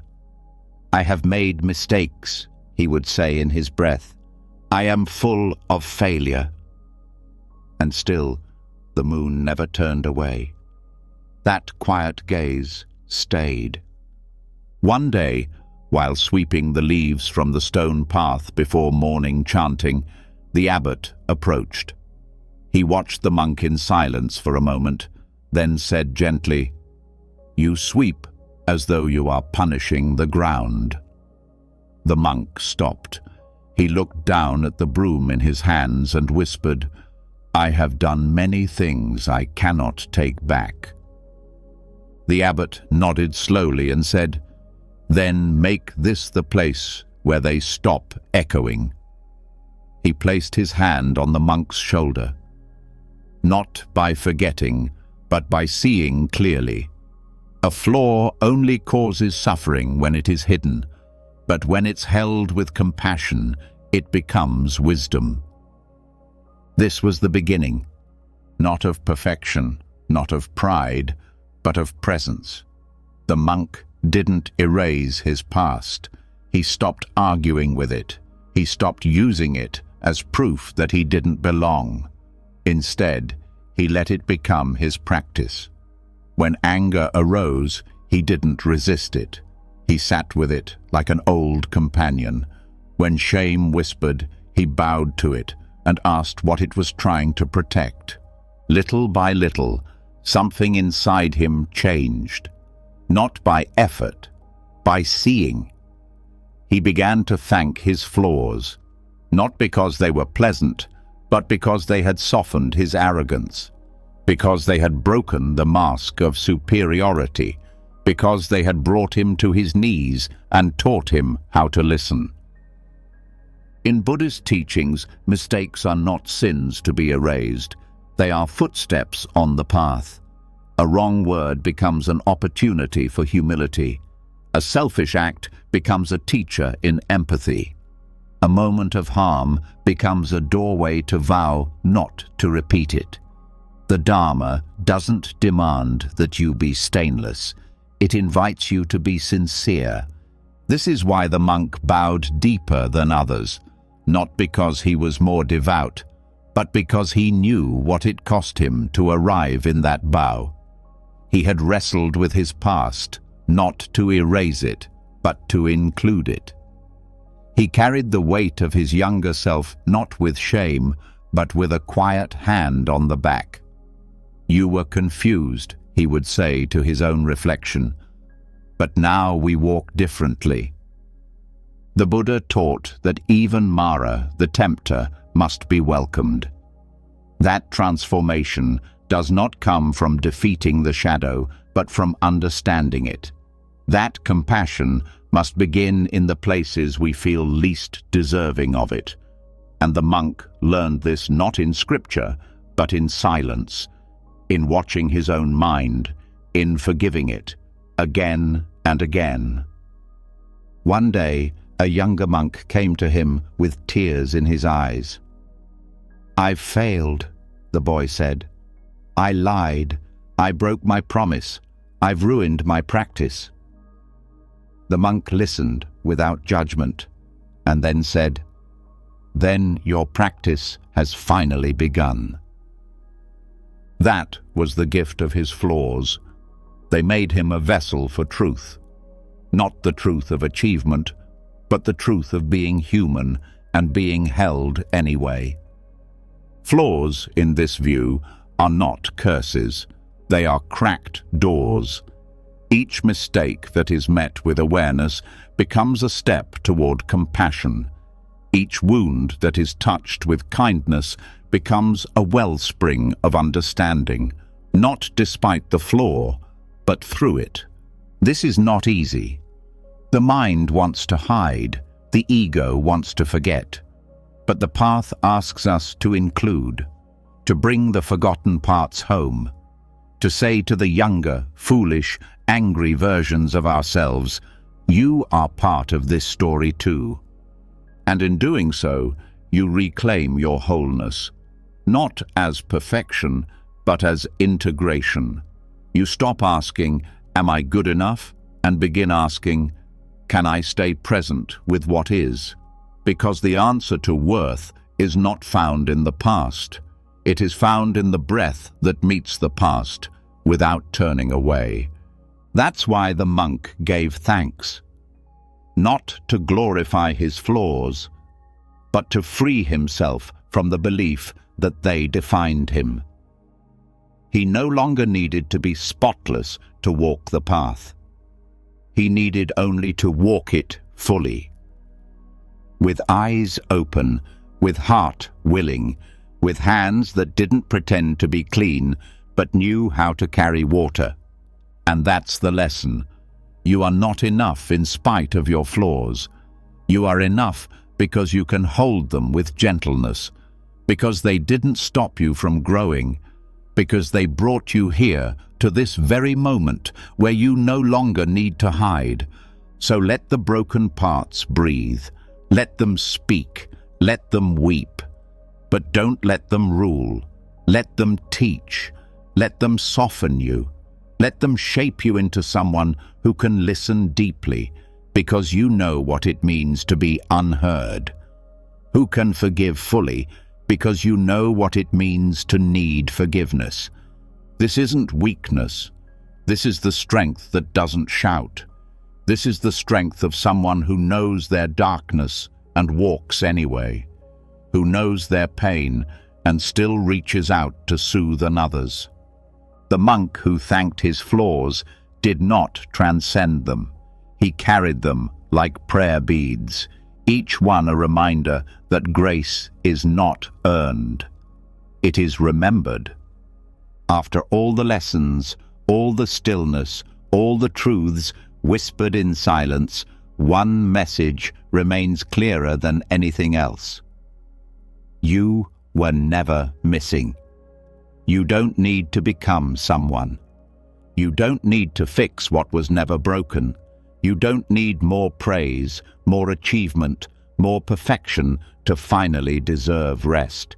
You were always enough, not later, not when, but now. Every lesson, from the silence that doesn't need praise to the monk who thanked his flaws, has pointed to one thing. Your worth is not measured. It's remembered. Beneath the mirror, behind the roles, beyond the craving and comparison, there is something constant, something still, something unshaken. That something is you, the real you, not the voice that doubts, but the space that hears it, not the identity that performs, but the presence that simply is. So, as you fall asleep tonight, let the striving fall away. Let the judgments rest. Let the weight of not enough melt into the silence. You've walked with bamboo and fire, with emptiness and fullness, with trees and breath and voices beneath voices. And if all of that pointed to one thing, it's that nothing more is needed. You are already home. If this journey spoke to you, if even one truth stayed in your heart, let me know in the comments by writing, "I am already enough." I read every single one. And if you'd like to keep exploring this path of awakening, kindness, and self-trust, don't forget to subscribe and tap the bell so you never miss another step on the journey. You are enough. You always were. Sleep peacefully.